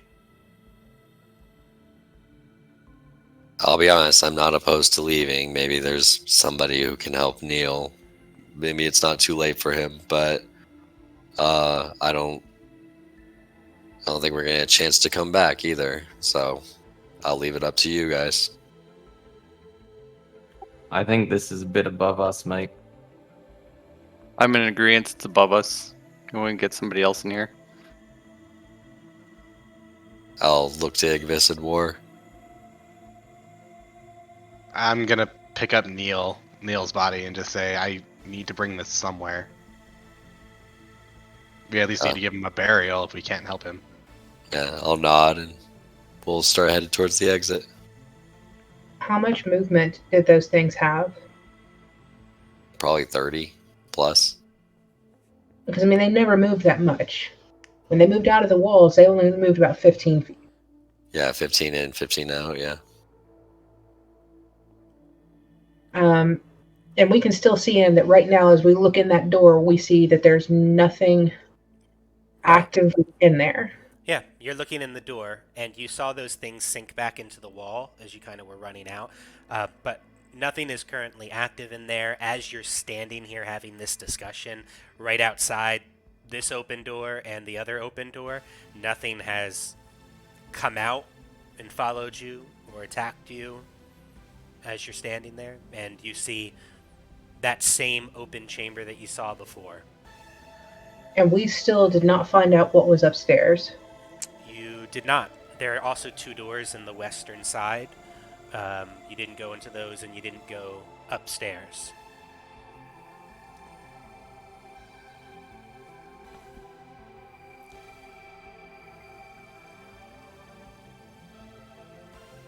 How angry would the party be if I tried to run in, open the doors, check upstairs, and come back out?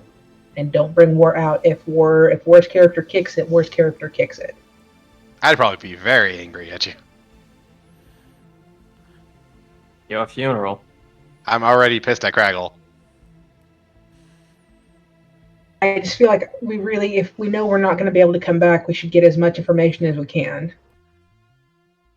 You do what War would do.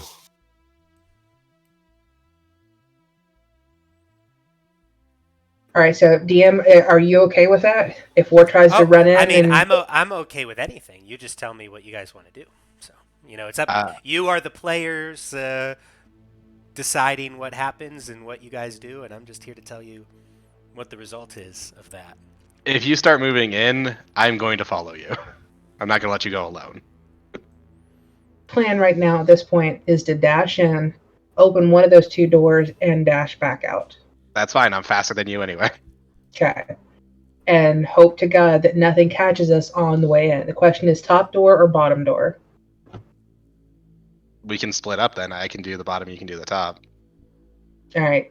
Then go in, open the door, and don't even wait. I mean, like, peek and run back. Does that sound like a plan? Not a great plan. Oh, yeah, I didn't say This it was is not a good plan I at said all. a plan. All right, so War is going to literally run as fast as she possibly can to up to this door. She's not going to listen for anything. It took me upstairs. I didn't Yeah, even go. it went up the stairs. You Sorry. can go just back down. Yeah. Hearing Neil's body thud to the floor, turning around and seeing them just bolt him, it's like, no! Like, reach out. Here, one second, So I'm we gonna need to move go you back. around to here. Okay, we're good. There you go. All right, and War is going to just dash there, open the door. I'm just going to yell across, I see beds! I see food. So, just kind of what you see, Igvis, is literally what you see. You see this little desk. You see 3 beds in there, just really quick, on quick glance. And War, you see there's a large hearth in the north wall that has a giant kettle in it. There's wash basins and work tables in the center. And there's sacks and casks and barrels are piled along kind of the southern wall there. And you see cheeses and smoked fish that hang from the ceiling. I will say it looks like there's some sort of corner on mine, but I'm not going to wait to look, and I'll start running immediately back War out. is going to War's going to dash back out. And Oh my report. god, I hit the stairs again. Alright, one second. Alright, I'm here. DM. Alright. Yeah. Does my one, even if it's still up, is Hex still up? It lasts 1 hour, so yeah, I would think so, yeah. Yeah. Do you allow me to like not like pinpoint but sense where my hex is through walls and such? Or I guess maybe even if it's still active or moving or anything like that. Essentially what I'm getting at is, did I detect any kind of movement or any sort of response? Does Hex normally let you pinpoint the target of your Hex? It's not written in any way like that, no. Okay. So I guess what I'm reaching for is it's a spell I'm casting and concentrating on and invoking upon a target, a creature. yeah. So And would I have... does it say anything about like if you lose sight of it or something like that, it drops or anything? No, like that? the only thing that can remove it is a remove curse spell or the spell ending. Okay, so I would say you sense that your Hex is active, but Okay. you don't know. You can't like pinpoint using your Hex or anything. Or like that, any but- kind of movement or But your spell interaction. is still active. You're still concentrating it. The energy is still there. Right, okay. Okay, that's all for me. Thank you. The description on it's funny. Why would you need to hex somebody for 24 hours? Anyway. It gives them disadvantage on stuff as they're doing it. So say it was somebody that ran away from you, you could give them disadvantage on the strength checks to like move fast or something like that. It's just funny to me. That's just like, you can maintain it for up to 24 hours. Yeah, it's wild. It's also probably for like NPCs attacking you, like you're cursed and shit like that.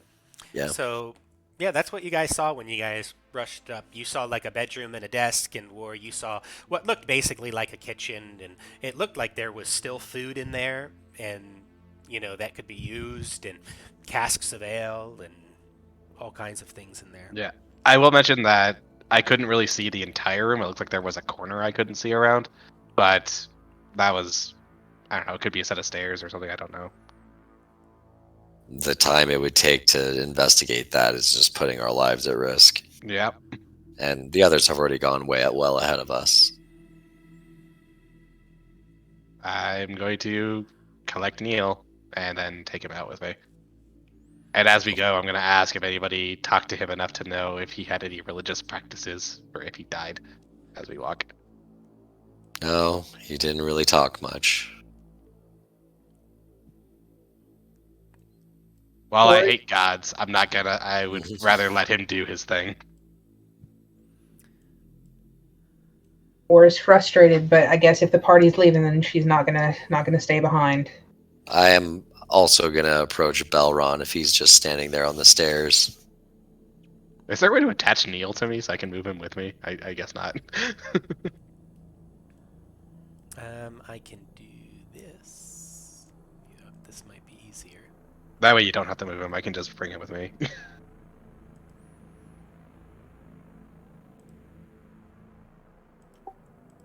You doing okay, mate? So walking up to you, look, I'm no stranger to keeping my past a secret, and if you'd rather Rhea not know about this, and I was gonna say I'm gonna hold up the note, but I probably don't have it, so I'll just reference the note. If you'd rather Rhea not know about what we found here, I might be able to help you with that. I appreciate that, but honestly, I don't really know what to make of it. So I think having more people aware of it, maybe I can get more help. I don't know. Could I see the note again, DM? Yeah.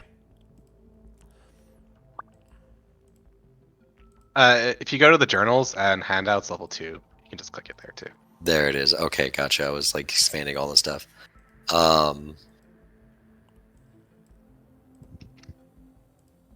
Do you remember your childhood?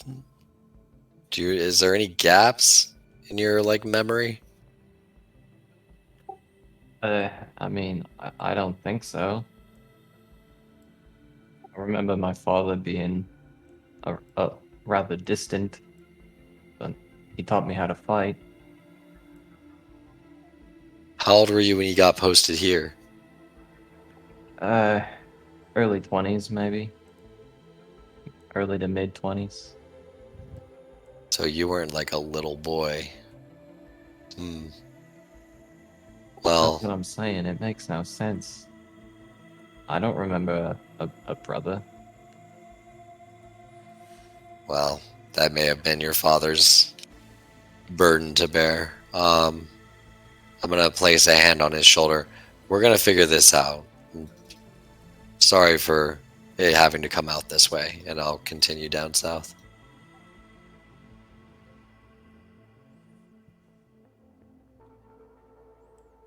While that's going on, War's gonna take her last shot at trying to be friends with this horse. We are carrying a dead body. Hey, the dead horse. Animal handling war. That dead horse may help us. Yes! Will that dead horse now be my pony, please? So, describe what you're doing with the horse. Same thing as last time. War's gonna walk up to the side of it and try and gently pet its snoot and see if it'll, possibly, if it's friendly, try and lead it out the door. So you see, so it does look like initially it wants to buck, but it kind of calms down and lowers its head as you're able to touch its snout. And it is basically a skeleton with just like thin pieces of skin, covering it. So there's gaping holes there. So you're just kind of rubbing the top of its jaw, basically, Yes. and over the dead skin. But it doesn't seem to attack you when you do that. So my goal is to see if I can lead it out of there, possibly put Neil's body over its back and have it carry Neil out with us. So, yeah, I would say that if you try to guide it, it will follow you. Come on, horsey.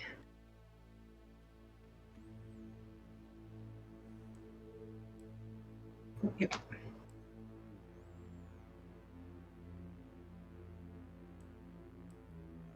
Seeing that thing come up, be like, Jesus, War, what the fuck? Hey, Igvis, the horse he can help us carry Neil back. I think I can carry him. He's pretty light considering the shadows drained him. Okay. And I'll just continue to carry him. Yeah. And that is the This thing thing is that you are horrid. is currently following you. Yes. That is disgusting. Horse. And we'll pass through the door. They just don't understand you. My class is the type that smites those. So. I'm really concerned that the second the horse comes out the other side of the door, that it's gonna disintegrate. Just poof. So let me just switch for the sake of... As soon as Belron has spell slots, it's going to disintegrate. Hey. So My horse we will. do go ahead and... Ooh, that's weird. Let's delete those. Don't be jealous. Um, There were two in there. You could have gotten one. I'm So not it jealous, I'm does a pass paladin. through the threshold as you guys come out on the other side. The horse passes through, and it is still with you. Wow. I'll just walk up to War and say, "You cannot let Rhea see that. You know this, right?" War has a tiny squeal of joy that the thing, as it touches the sunlight, it's not like it touches it, has a tiny squeal of joy and just kind of, again, rubs its the big jawbone, and says, "Come on, let's go." Everybody give me a wisdom check. Oh, shit. Not a wisdom save, just Wisdom check. Not a check. save, just a check. Okay. Hey. Oh, man. I do not know what the difference is between a save and a check. Just click on the number at the very top rather than in the saving throw modifier area. So, of course, everybody rolls under 10 except Igvis. Okay. So, Igvis, you're pretty confident that walking an undead horse into a camp of paladins is a bad idea. Yeah. And you're pretty confident that it is not going to shed a very good light on your party at all and could possibly raise hostile action against, a group of paladins, especially given the Dawnbringers are there specifically to watch and make sure nothing comes out of that fort or enters that fort, and they are good holy paladins of Lathander and Torm and Tyr. That this reeks of a very bad situation. I have another small question. Yeah. Would I have any idea if this thing were to be exposed to, say, sunlight? What would happen to it? Give me a knowledge religion. Sunlight now. An intelligence religion check. Nope. No idea. Never mind. Yeah. I'll just point that out to War and just be like, so about the horse, I know you really, really want it, but if you do, you cannot let anybody see this. They might try and kill you.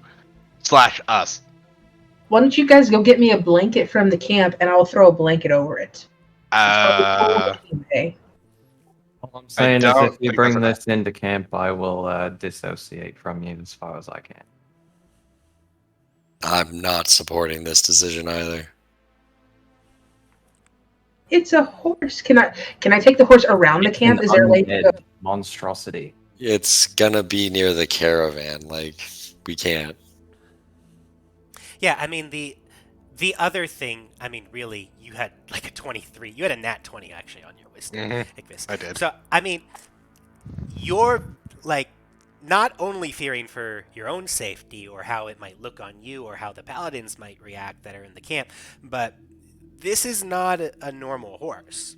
You know what I mean? This is an undead horse, and you have no idea how this thing could react. And bringing it around innocents, and commoners and the refugees that you're trying to protect, who aren't necessarily as well equipped as you are to fight something like this, should it, you know, go out of control, which you have no idea what might set it off. You have no idea what it might do.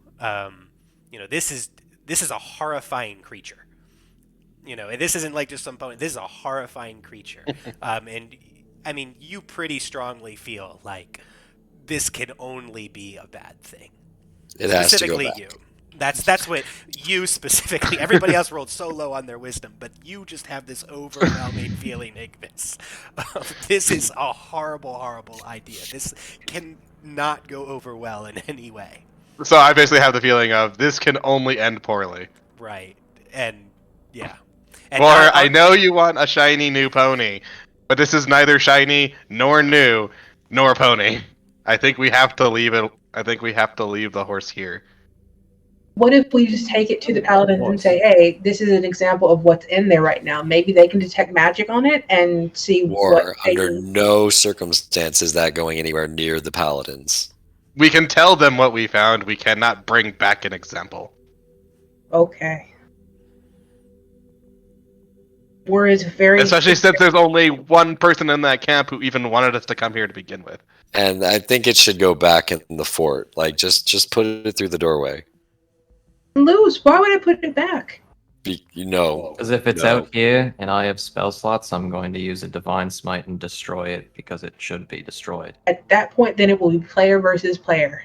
We'll be fighting over the soul of this undead horse. Just put it in the fort. Just put it in the fort. I will not take it into the camp, but I will not put it back.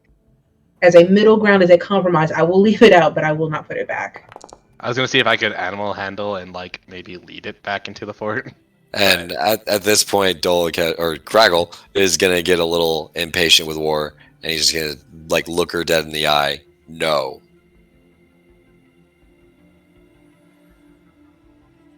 Is not putting, like I said, we will not put. If y'all can get the horse back, that's we're on not y'all. leaving it out. We're not leaving it out of the fort. We're not letting it free. And Igvis, as you kind of go up to try and guide it back, this thing bucks out at you and hits you with one of its hooves.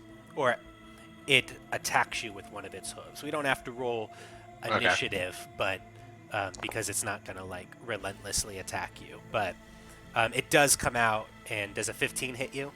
It does not. Its hoof, like it bucks back as it gets like really upset, and like a hoof comes down, and you're just able to like dodge out of the way really quickly with those monk-like reflexes. But it did not take well to you at all. I think that's an example, War. I can't even approach it.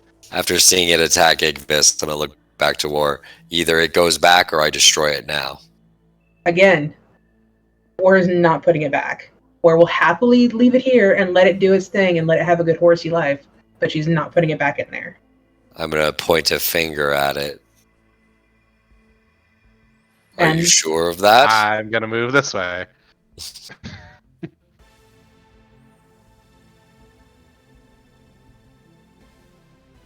So War gets in front of the horse.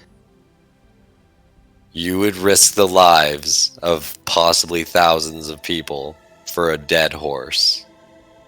It's an animal. It's not going anywhere. And if you come near a dead horse, you have bigger problems. Again, don't you think it's a sin to keep this thing? It's not alive. It's undead. It had its horsey life. It's lived its existence. Why don't you let it live its afterlife in peace and stop clinging on to this skeleton? it's in peace. It's literally surrounded by a group of people meant to keep people from getting anywhere near it. So why don't we put it back where it belongs? Because it didn't belong in there in the first place. I mean, it seemed like it belonged there to me. That's where we found it. Laura, you said that we can keep it safe, right? But I couldn't even approach it. I don't think it's a weeb. But And wait a minute, you were riding a horse earlier, so you're fine with horses alive in servitude, but in death they have to be free? Like, that's This isn't adding up. It's a bad idea. We should put it back. You're going to endanger the lives of innocent people for no good reason. A castle, it's not a big deal. I strongly I disagree. I feel like it's a major deal. You're getting outvoted and outranked here.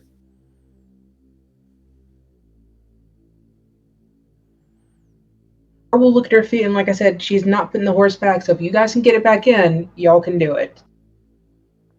But she will not, adamantly will not put that horse back. At If this it- point, everybody roll me an intelligence check. God damn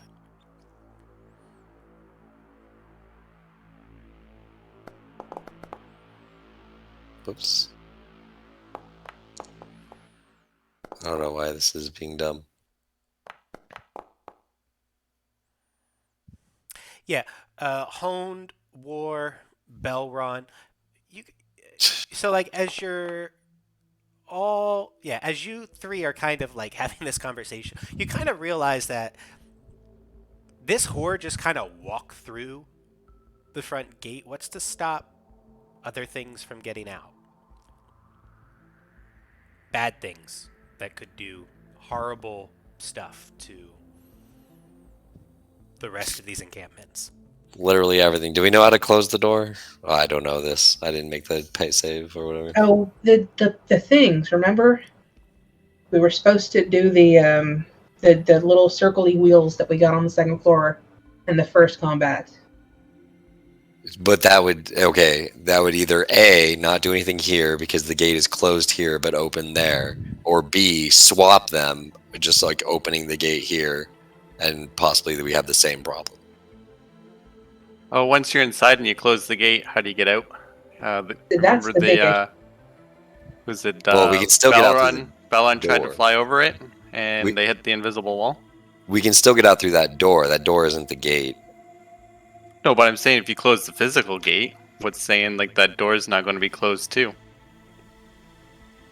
Well, Right, like a double because- barrier?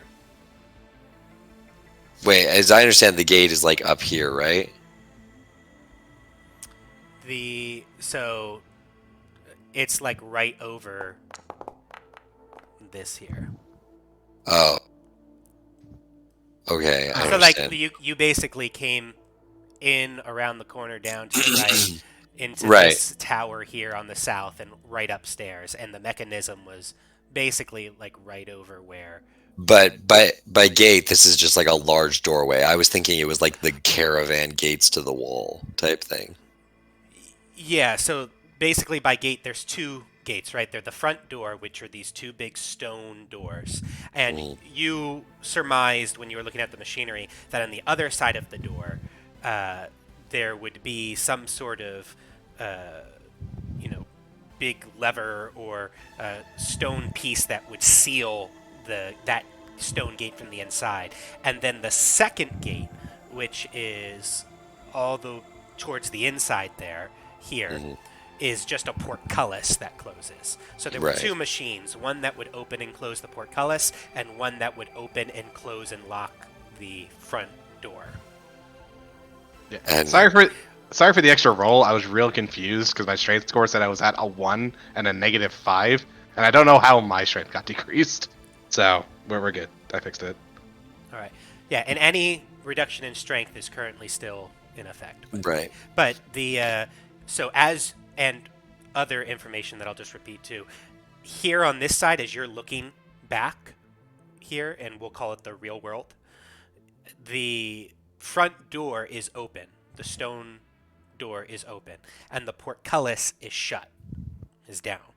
Right. When you were on the inside, both of those were open. And as far as we know, so if I'm remembering how it looked correctly too, for one of us to go up there and turn that to close it, supposedly they would be locked inside at that point.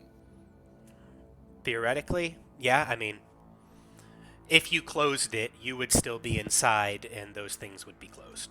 Right. Well, I think we just screwed a big pooch here. Is there a way to close the magic doors? It would be the gate contraptions up above. There was one for the outside, one for the inside. Unless you wanted to swim What if- around. But what about like the magic door that we opened with like That's the outside door. Yeah. Is there can that we the only not way to close close that? it's from the inside again? I think the only way to close it is from the contraption upstairs, which would lock that person inside. Unless they wanted to swim or take the boat around. Well, they'd be in another dimension for all we know. And the last time I tried to enter it from any way other than this door, I got shocked. We have that potion that makes you smaller. Couldn't you just walk underneath the portcullis? I'll look at it. Does it look like it'd be high enough that a small somebody would be able to get out? No. And I'll Yeah, I just- have an Near the- idea. like, not closed the way that it is now. right. Okay, what if all of us stay here except for one of us, and whoever that is takes Neil back, and we get some paladins to stand guard and do their thing? We still have a small problem with just bringing the paladins here. Yeah, no, Well, we need can to get push rid of the this horsey horde. inside the gate. The horse is They- here. I think it's much. We of a can put the problem, horsey back actually. inside the gate, and they can do whatever they want with the horse afterwards. So That's what I'm saying. We just I'm- leave War here with the horse, and she wants to save it. We go back and get the paladins and come back and see what they have to say. I'm definitely not risking that horse hitting me. So if it comes to it, I'm blasting it. But I'm not opposed to bringing the paladins here. Sure. Or can you at least bring the horse just inside the door so that it's not here when they get here? So again, I feel like I've been pretty clear on this one. Just in the door. Not happening. I mean, at this point, you're signing your own death warrant because they show up here with that horse. They're all going to attack you, and you're not taking on a bunch of paladins. So now you're like literally risking your own life for a horse that's dead. It's a dead horse. It's a bag of bones. It's literally dead. Again, I guess then we're gonna go get some paladins and see how it rolls out. So as, this conflict is going on, War, roll me another animal handling. Because the horse seems to get very agitated now. Igvis came up, wasn't very happy with that. This arguing is going back and forth. People are moving all around it right now. So this thing bucks up on you, War, and comes down with its hooves. It is not happy at all. All right. How much damage does it do? Well, it'll attack you first. Oh, So, 11 to hit. misses. All right, and so it comes down with the hooves, and it backs away this way, and it starts running. Can I Eldritch Blast it? I was already pointing my finger at it. Yeah, you can as it's going away if you want. Able to charge 12 crab to and hit. get them. 12 will miss it. Damn it. Anybody else can take, an action if you want to as it's running away. Well, if I see War charge Craggle, I'm gonna try and grapple her just to stop her from moving.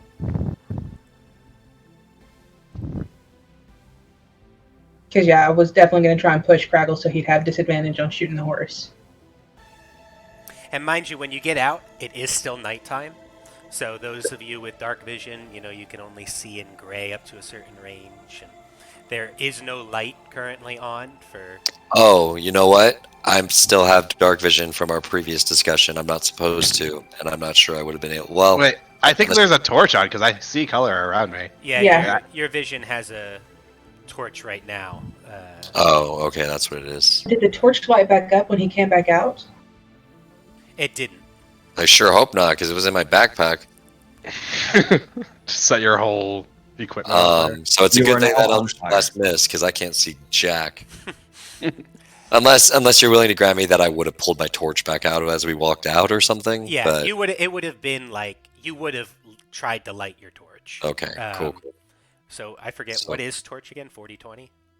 2020. Yeah, yeah. So out to 40 feet. Yeah. Okay. Cool. So that happened. So Craggle, you shot something. Igvis, what are you doing? as this thing gallops Did off. did Honed get an attack of opportunity? If you wanted one honed, you could take it since you were there. Sure, I'll take it because it's actually going to attack him. But Okay. then now you get 2 attacks.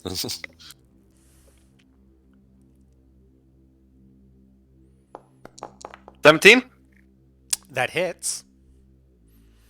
Go ahead and roll damage. What are you using? Battle axe. Battle axe. Okay. Single with one hand. So 5 damage. Yeah. Okay. And this thing, screams in this ear-screeching pain. It does not sound like a normal horse, but it goes. Even worse As with you the mic cover- cutout. Yeah, I'm kind of glad the mic cut out. As you cover your ears, that's your reaction. You could also do something if you wanted to. As it kind of runs away, you could attack it normally, like as if it was your turn. Yeah. Yeah, I'll actually attack it normally. Okay, so go ahead and roll yen for me. Baba fucking Booey. 22! That Yo. hits. So roll me damage. Murder that horse. 4.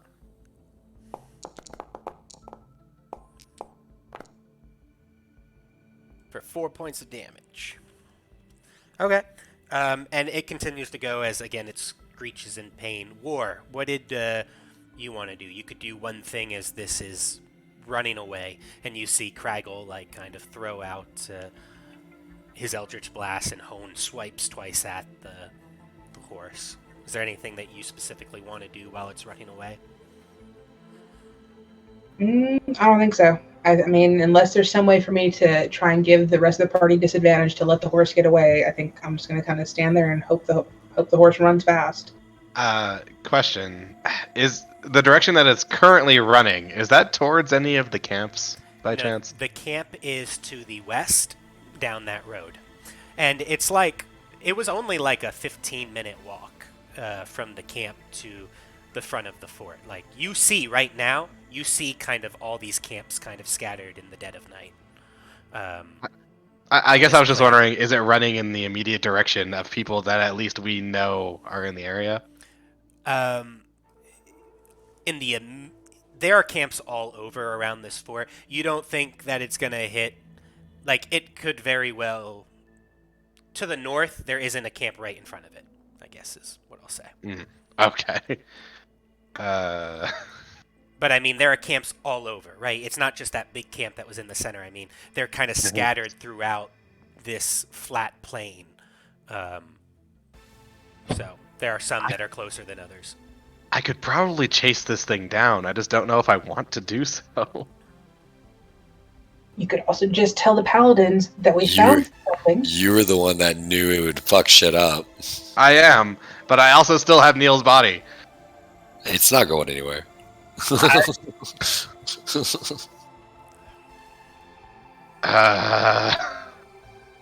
is it the go. little Dolacash on your shoulder, just whispering in your ear. Let the horse go so the paladins can do any sort of magic and whatnot and assess what's going on if they can catch it. Okay, I was trying to separate myself from Neil. Alright, I'll go after it. Oh wait, he moved a little farther than he was before.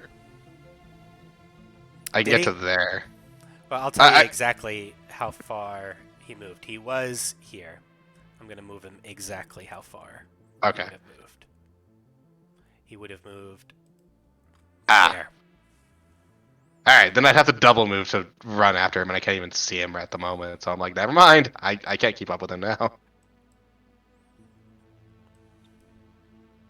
We have to go back to the paladins and let them know what happened. Let's go. You're just gonna leave the gates open and us all go, or leave So- somebody behind? I don't know what else we can do at the moment. That was my action you gave me. Totally down if you don't want to do this, but would I be able to be running at it as it's running kind of idea?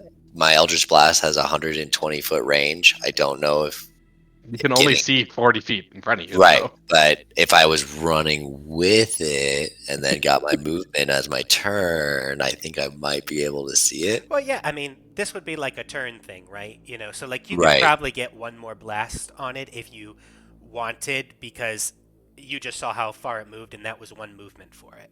Yeah. So, So you know, it would easily outpace you in a run, right. Yeah. So way I'm out not of your trying to. vision. So, but I would say that you could probably run towards it and get one more blast off before it's just completely out of your Right. vision range, and you have no hope of really catching it. So as it's rearing back, I would blast at it, but the sudden movement caught me off guard, and I miss it. It stomps down and takes off running, and I take off running with it. And as we're running, I throw another one at it, Okay. and 17. That hits. Heck yes! I need to wait for Foundry to catch up. There we go.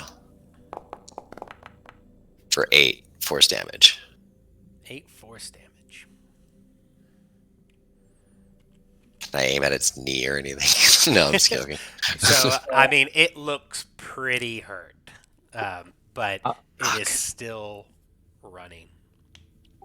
Realized I have javelins. Yeah, I mean, you had a turn. Whoa. I mean, you can choose to throw that javelin on that one turn that you got because you didn't do Oh, anything. But I could have thrown a dart then, Alright. too. yeah, everybody had one turn. So, you know, Okay. War's turn was to kind of be like, no, don't do it. Don't attack it. Let it go. Okay, let me make sense of all those numbers. So javelin, 17 to hit 17 for to the hit, javelin. 21 Right. to hit. Okay, both of those hit for 7 damage with the javelin and 6 damage from the dart. So then, are we redoing our turns?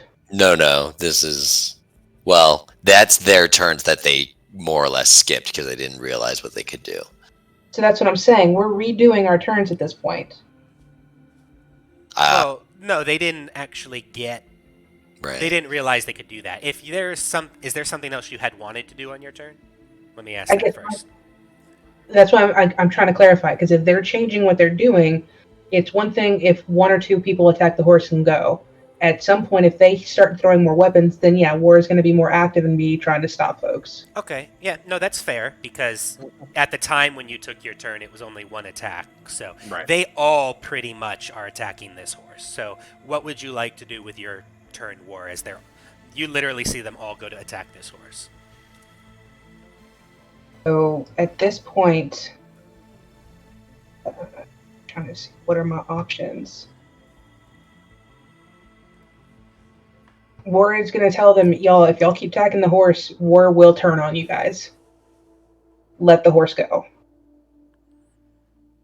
right, is that all that you want to do, is tell that to them, or did you want to take... Because you basically get 1 turn. So you have a movement and an action is basically what you get, like everybody else. So I guess what I have not said that on, I guess, the only first. So we're now basically doing the second round of turns. this and is still this is- the first round. So basically they're doing all this stuff on the first Okay. round. So Craggle threw out, basically his thing. Belron threw a javelin. Igvis threw a dart, and Hone swiped at it as it's running by. And that's all round 1 of combat. Their one action and turn. And then you also have an action and a turn. And so you say, let it go, as they're all... And I guess I'm going to shove the person who's closest near me, so that would be Belron. Okay. Make me an athletics check. For 15. Make me an athletics check, Belron. So you try to shove Belron, but he's just not having it, as he kind of swipes you to the side, and you kind of stumble a little bit. And then he throws his javelin, and Belron's javelin pierces the horse's skull and into the dirt, and this thing drops from that javelin. And I'll float up above War and head in the horse's direction just to make sure it's down. And I can get to there in one go. Yeah, so you get up there and the horse is no longer moving, and that green kind of smoke that was coming from its eyes and from its hooves have all vanished, and it is now nothing more than a skeleton of a horse. Okay. And I'll float back.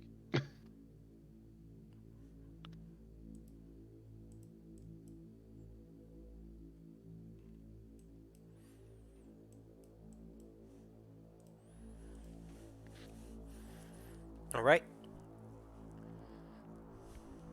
So I don't think we ever actually decided if anyone was staying back.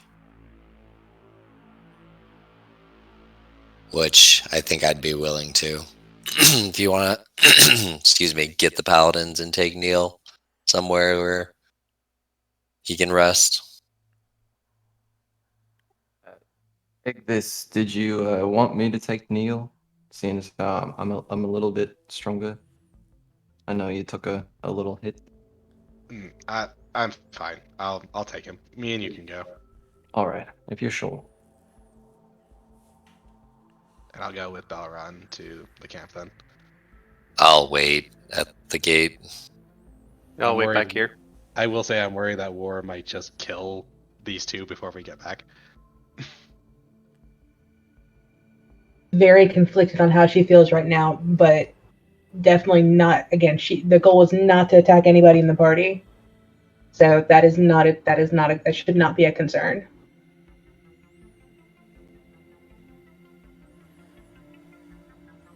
All right. So Craggle and Honed, you're staying back. Igvis, Belron, you guys are moving on with Neil's body. War, what are you doing at this point? Are you kind of hanging back here? Are you headed with Igvis and Belron towards with Neil where they're going? Back. You're heading back? Hang back. Oh, Sorry. hang back. War is Sorry. going to stay in this area. Yeah. Okay. Sounds good. So Belron and Igvis, you guys, are you headed to the caravan or are you headed to where are you headed? I guess. Just tell me again. Probably the Paladin camp. The Paladin camp. Okay. Just remember though, too, it is the dead of night. So it's like 11 p.m. Yeah, I'm gonna wake her up. I don't care. Okay. Yeah, I'm just letting you know. Mm-hmm. Oh, and that's a good point, Honed. We might want to take the things off of his body. Because he had that little coffer.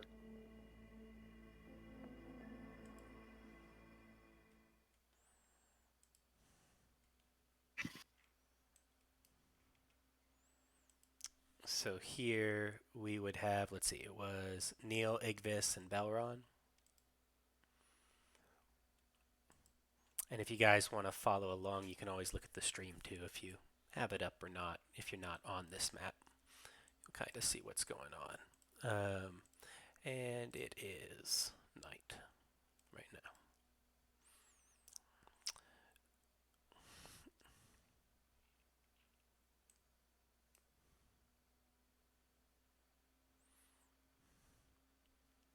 So, yeah, you guys come from the east side of the camp, but you, I'm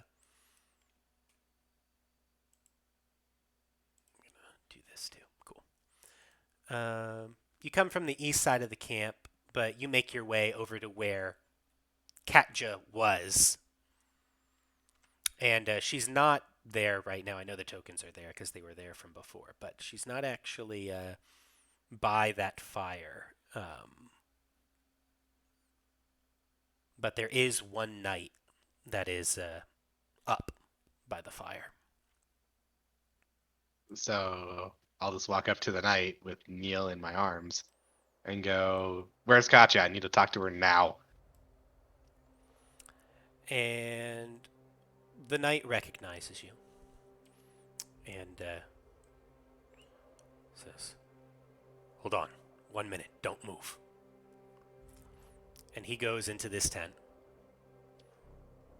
And then it's a couple minutes. And he comes back out. And you see Katja exit from the tent. She says, "What's going on?" So I'll start by laying down Neil's body next to the fire.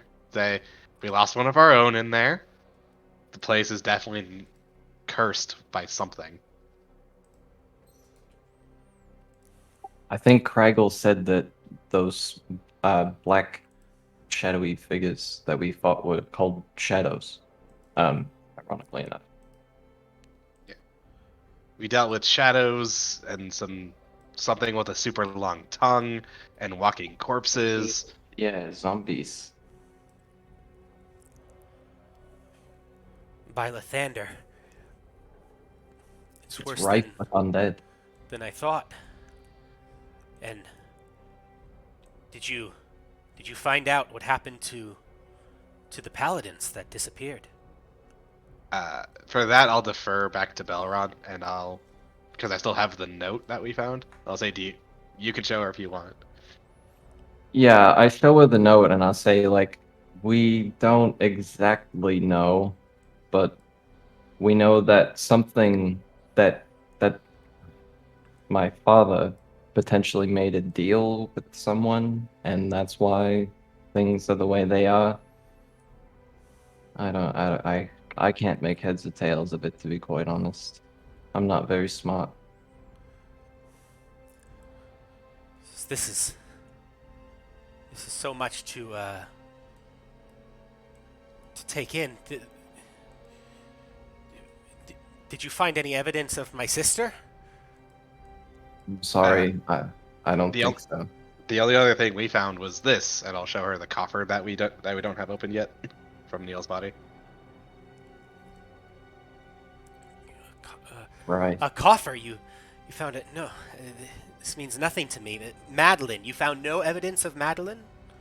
And you can tell she's definitely very serious right now and a little frantic from her kind of charismatic and flirty attitude that she had before.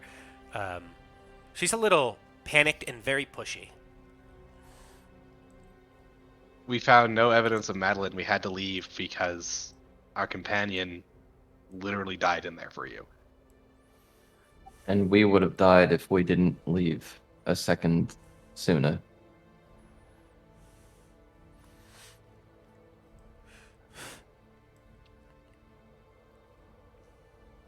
I'm sorry, and she kind of stops, composes herself.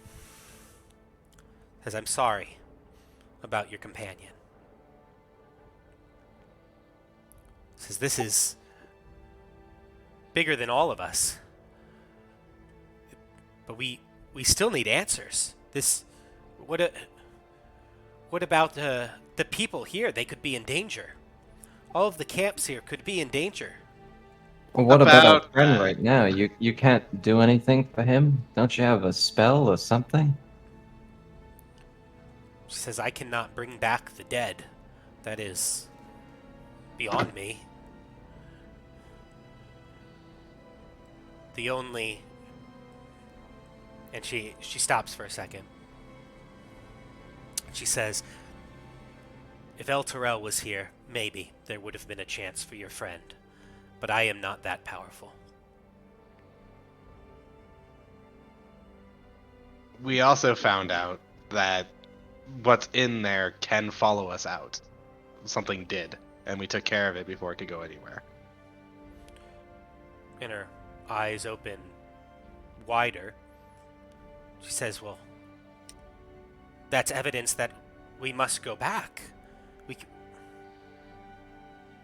We all these people are in danger. You've just confirmed that. You not only have we breached the fort, but we've now left it open for evil to come out and to take over these lands." Absolutely. But we need to rest before we can do anything else. And we have a caravan to take care of, so you sent us in to scout. Now it's your job to finish it. You don't wish to finish what you started? And she'll say that to you right, both of you, and then she'll look to Belron and say, "You don't wish to finish what you started, to find out what happened to your father?" Of course I do. But how can I? The I'm not strong enough. Those things are unlike anything I've ever seen. They like the zombies were one thing, you know. We kept hitting them until they died, but these shadows, they were something else entirely. And Belron, who do you worship again? Just remind me. Tyr. Tyr. Um, she says, "Don't you wish to bring justice for whatever was done to your father or by your father? The Tyr is the Lord of Justice, the even-handed, the eyeless one. Does he not command legions of armies to war? He is part of the Triad. I worship Lathander and Lathander's life and light. Together, Belron, you and I, between Tyr and Lathander, two parts of the Triad, we can do this. We can bring justice for whatever evil has occurred in that fort, for whatever has happened to your father and to my sister. I will help you, Belron, but I can't do this alone either. But together, we can. But I need you to have strength. Have strength and conviction and stand with me, and together we can defeat this evil and overcome it and truly bring justice to everything that has happened." Are you saying you're coming with us this time? She says, "If you agree to return, I will assuredly come with you." Because obviously I want to avenge my father or find answers for whatever happened to him. I don't know. But I'm scared, but if we have if it's not just, you know, the four of us, five of us, I'm sure with your help we might be able to.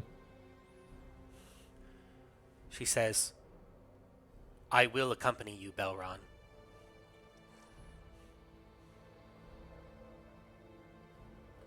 All right. You're sure Um, about this, Balron, right? I'm I no. I gotta be honest. I'm not sure about a lot of things, but I am sure that I want to bring justice to whatever happened and destroy the undead in that place. And if she's willing to help us, I think we might be able to do it. We need to get our friends, come back here, share information, and rest. So, a couple of small issues. One, we cannot go back in. As you said, we need to rest. Two, we're still guiding an entire caravan to Baldur's Gate. We need to convince them to stay another day. Uh, We don't have time for this.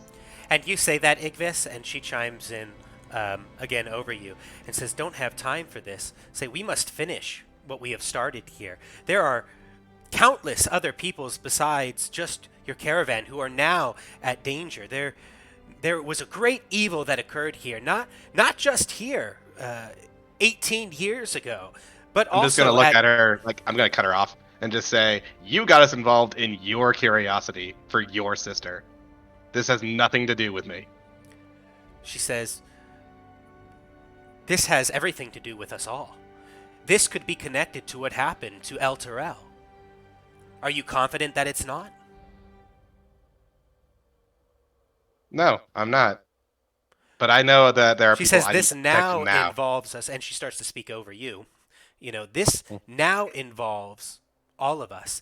And then she turns to Belron and says, "Finding out what happened to your father, I know that pain must be just as strong as the pain that I have for what happened to my sister Belron, we have not only a chance to solve that mystery and to cleanse this fort of evil, but also to find out what has happened to El Terrell and save hundreds of people who have gathered here at these camps. I think this task takes precedence over leading a caravan of a dozen people to Baldur's Gate. I'm sure they can wait for a task of such importance. Yeah, I mean, I gotta be honest, like, maybe it's selfish of me, but I'm kind of more invested in this story. Yeah. Then you're gonna have to convince everybody else, and I'll leave Neil's body and say, "Come on, Belron, we have a gate to go close at least for now. Are you coming, Katja?" Says, "Of course I am," and she will. She says she'll go into the tents, and you'll see her kind of wake up some of her Hellrider companions, and she gives them instruction basically, if she should not return, that they are to head towards the reaching woods, to Scornubel, and help bolster the eastern defenses against of Eltergard against the gnolls of the reaching wood. And she beckons one on the shoulder, pats him on the shoulder, and says, "Will you accompany me, Frederick?" And one final time, and he says, "Of course, milady." And she will actually join you with one of the Hellrider knights, while the others stay back. I'll just ask them to watch Neil's body for now. I'll return him to the woods when we finish. And we'll head back to the fort. Okay. Unless Belron has anything else to say or do. No, yeah. My motivations are at the fort. Okay. Bring some potions. Gotcha. She says, "I come well prepared for a fight." Don't suppose you could heal us up if we're going back in. She says, "I cannot. I do not wield the magic," as she points to the greatsword on her back. I Is that understand. magical by chance? It might need to be magical. She says, "It is not, but it will do." That's unfortunate.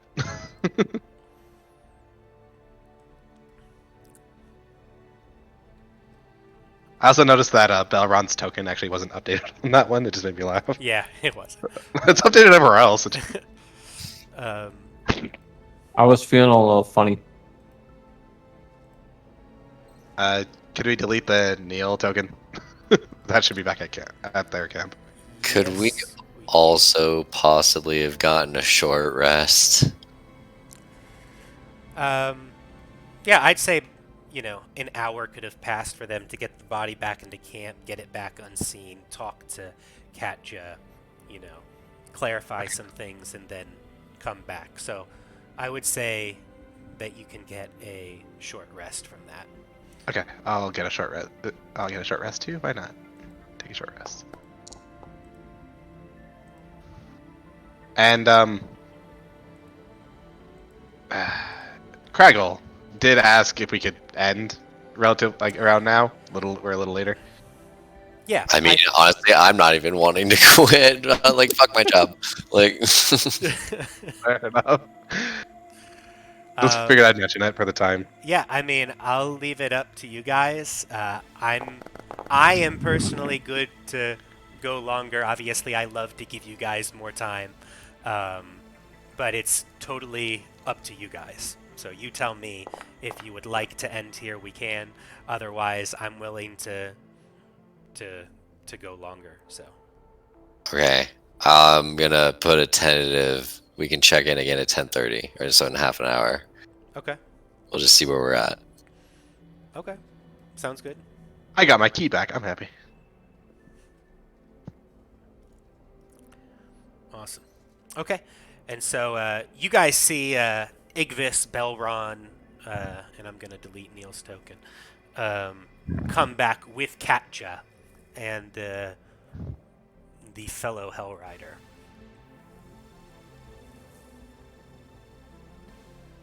And Katja will kind of take front and take the lead and say, By Lathander, you opened it.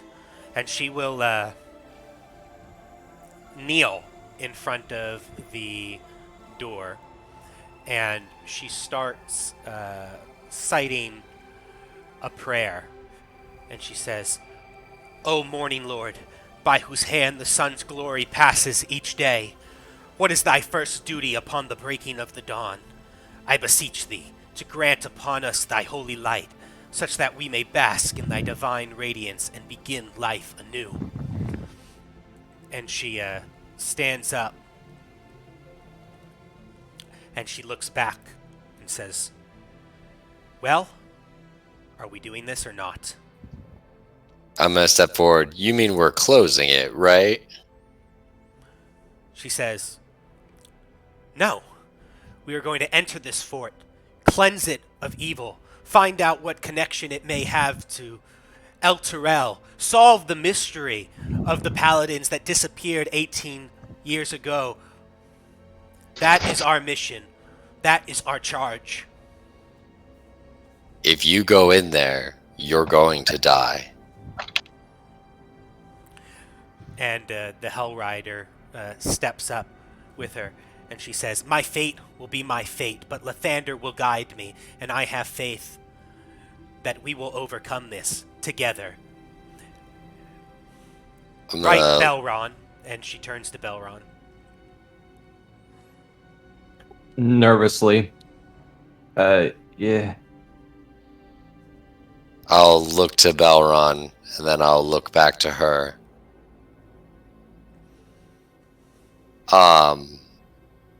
And I'll look back to Belron. Do not let the powerful deceive you into throwing your life away.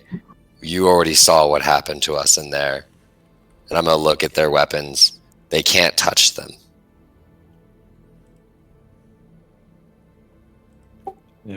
I'm not gonna lie. It'd be helpful if I could take a nice long rest first. But if they're willing to help and it's only now, I don't know. We have to I'm take gonna- advantage of it. She Looking hands. back- She'll pull out a potion from her bag, and she will say, "Take this, Belron." And she'll hand it. She'll That'll hand it out help. to you. Craigle, what did you say about the shadows though? That They would be particularly weak to radiant magic, and they would do very poorly in light, but we already saw that all light got snuffed out in there. right, but I can do that kind of damage, but I need to take a rest first. I I'll think if we come back more prepared, also look to the commander. I forgot her name. Gotcha. If you just have a Gotcha. Captcha, yeah. I will look to Captcha. Surely Rhea would be a powerful boon.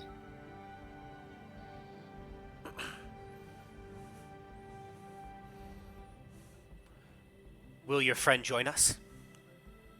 That's up to her. And I'll just kind of shrug nonchalantly.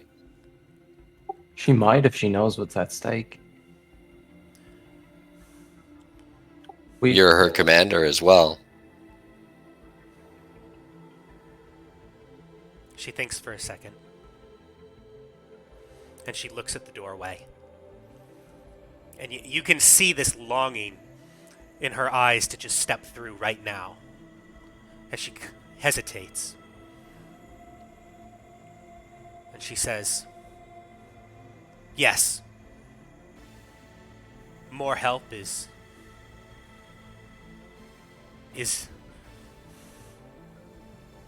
definitely the smart way to go about this. She says, your friend, lead her here. I will wait. It would be best for the morning. Post guards here so nothing can escape. Belron can replenish his own strength, and we can have time to talk to Rhea.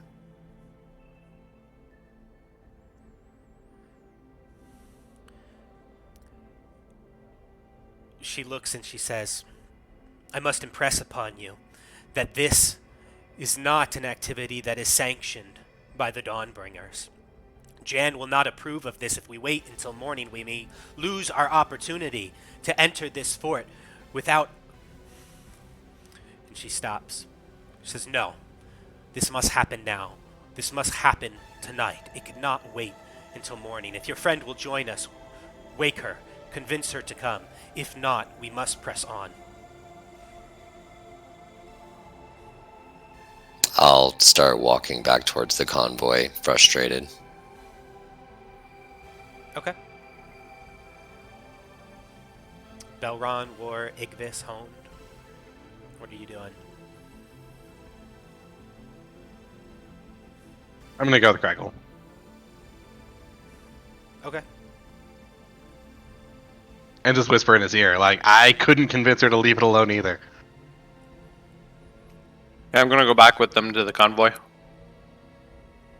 All right. I'll kind of whisper back under my breath to Igvis. It's to be expected with these people of power, the lot of them. And I'll just continue onward. All right. War, what's your plan? Next to the gate. I'm sorry, I didn't catch that. You're going back with Oh. them? No, hanging out next to the gate to Okay. stay as one of the guards posted at the gates. Okay. And Balron? And she looks at you intently, Balron, as she kind of like awaits to see what you're going to do. Yeah, if Katja is remaining here, I'll stay here as well. You said she gave me a potion of healing as well, right? Yes. Oh, nice. Thank you. You might want to help. You might want to ask her for one more of those for War.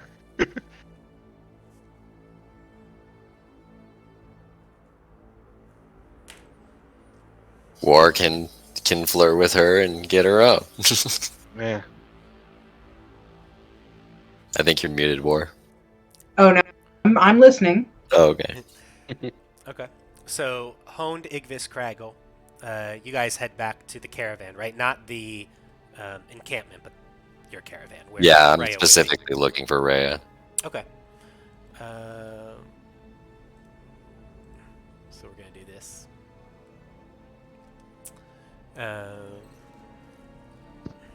Keep having to delete Neil, and I feel bad. No. Right. So we are back at the caravan. Does our caravan have any cards posted up for itself? Any watches? Yes. So as you get back to the caravan, Vasha is currently on watch. Okay. Would I know where Rhea is likely to be sleeping? Yeah, you'd be able to recognize her tent and her camp. Okay, so I'll approach her camp kind of quietly, not wanting to draw attention from anyone else in the camp, and go to shake her awake gently. And you shake her awake, and she kind of is startled for a second, and she kind of rolls over and reaches to grab her sword. And then I'll be like, it's just me. It's just me. Craggle, what? And she stops and says, "What's wrong?" And I'll kind of look to the ground a little bit. I made a foolish mistake, and I got the group in deep, and we could use your help. I'm going to reach into my bag and pull out the drawing I made of from the chapel. We went into Fort Morning Lord and found a darkness there that I wasn't prepared for. And I believe this... You did what? Yeah. Your commander asked us to. My commander, what? Capta? She says, she should know better. So here's the thing, and I'll hold out the crude drawing. I believe that it has a direct connection to the happenings in El Terrell. And the rest of this can be discussed with the group that I came back with, but I think we're going to need your help.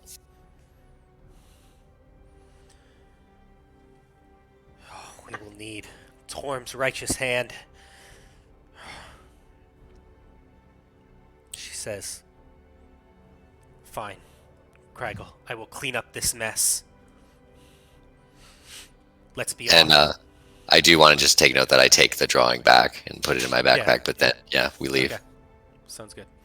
And so she will get her things together. She will gather up her, put on her armor, gather her weapons, and then follow you. So to be clear, the 3 people we have in our team who are all Hellriders all worship 3 different gods. Tyr, Torm, and Lythander. Yes, Got it. and it's worth noting, you would all be aware that those are the 3 parts of the triad. So those 3 gods actually make up what's called the triad.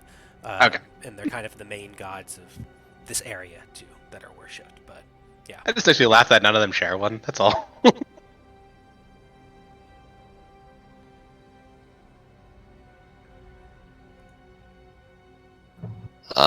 As we walk up to Igvis, I'll put a hand on his shoulder.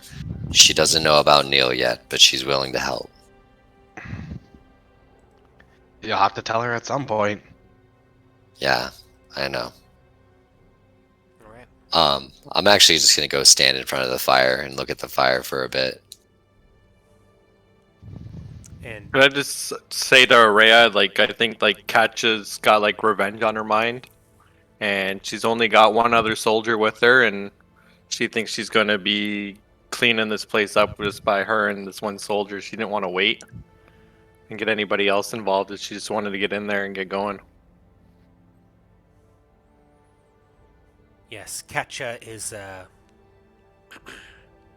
well, Katja.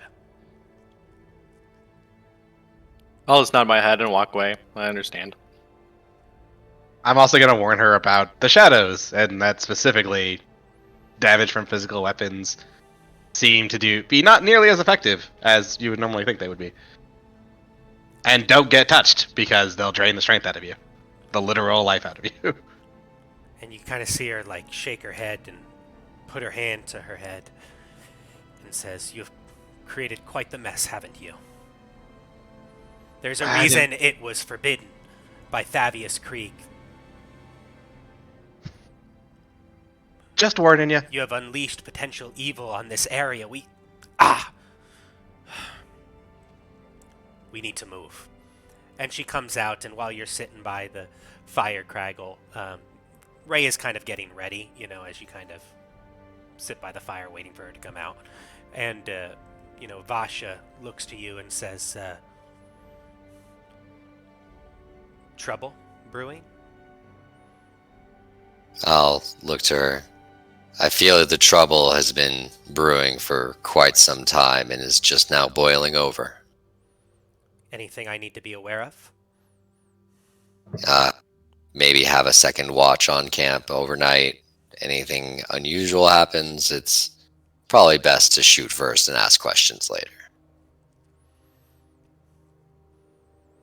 She pauses for a second, hoping maybe you'll say more. And when you don't, she just nods her head, says, I'll buff up the watch. And you'll actually see her walk off in the distance towards another tent. As she's kind of walking by me in a way, I'm going to kind of remark to her, I'd be very interested in hearing your story sometime. I think I could relate to it. And I'm actually going to go ahead and rip off the gauntlet marklet. I imagine it like a patch on my shoulder or something. I'm going to rip it off and toss it in the fire. Okay. She says, as she continues walking away, she doesn't look back, but she says, maybe one day, Craggle. Maybe one day. And then I'll wait till Ray is ready. And Rhea comes before Vasha gets back and says, let's go. It's time to move. I'll nod and start headed towards the gate. All right. Igvis, Honed, you follow? Yeah. Nope, I go to bed. Just kidding. I'm following. You're like, nah, you guys got this. You got 3 more Bye, guys. Have people. fun. Yeah, have fun. I'm fun going to storming bed. the castle.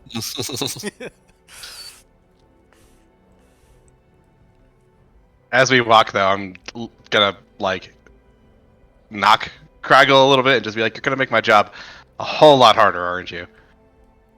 No, if I read your previous intentions correctly, it might even get easier from here.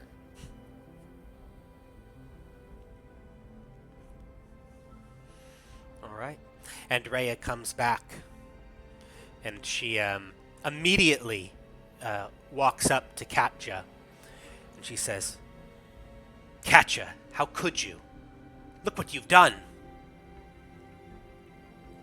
And Katja looks back at Rhea and says, you should hold your tongue, Rhea, and remember who you're talking to.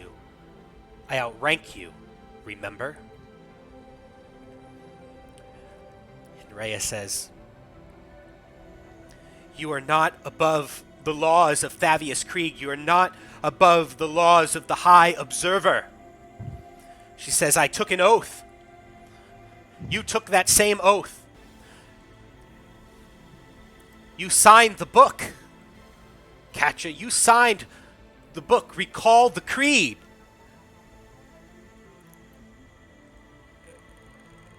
The creed resolute. And Katja says, I know of the creed, Rhea. I signed it just as you said. Just as you said, I know the creed. And Thavius is gone. Krieg is gone. All of Elturel is gone. And this is the way we get them back. To find out what happened to Elturel. To find out what evil has been lurking on our borders.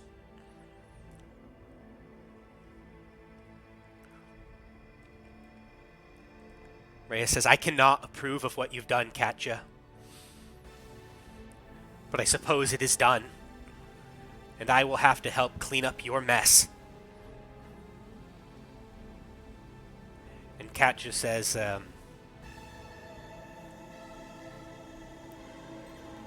well, you think what you will. As long as you're here to help, you're welcome.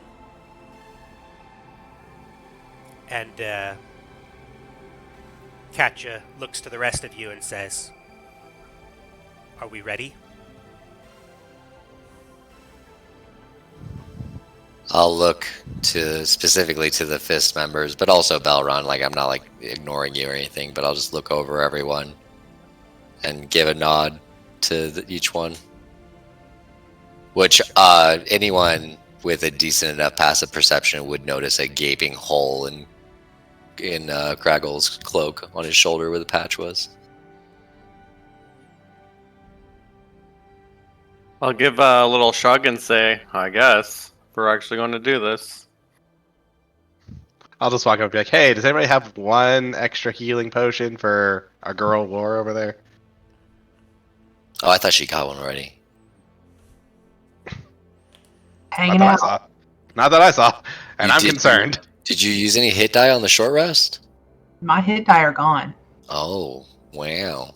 So I'm just concerned about our girl War over here. Anybody have an extra potion for her? Katja says, "This is the last potion I can give out. The last one is for me." And she will hand you a potion, War. She says, "If you get into trouble, stay out of the way." Or just shakes her head and looks down. So shake your head as in you don't take the potion or you take it from her? She'll take it, but she kind of ignores what she says. Okay. And Katja says, "Onward then." And she'll walk through the door.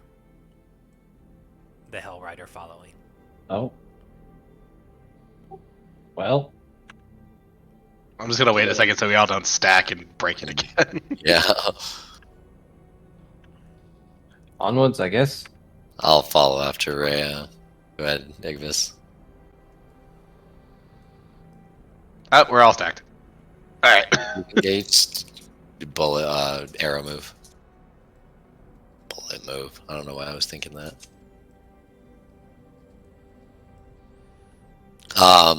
So as we come into this clearing, I'd give a quick briefing to the newcomers who haven't been here yet of pretty much overview of what we encountered and what directions we went in and all that kind of thing. So they have basically a good idea of the layout, just like we do. All right. So, quick question. It is 12:30. We said we would look at it again. I think this is probably a Yeah. good point to stop. Yeah, I think so too. Mm-hmm. If everybody's good with that. Yeah, that sounds good. Yeah, All right. Thanks, everyone. yeah. Awesome session. Say bye to the stream. Bye, stream. Bye, stream. Bye, stream. Bye, Thanks stream. for watching.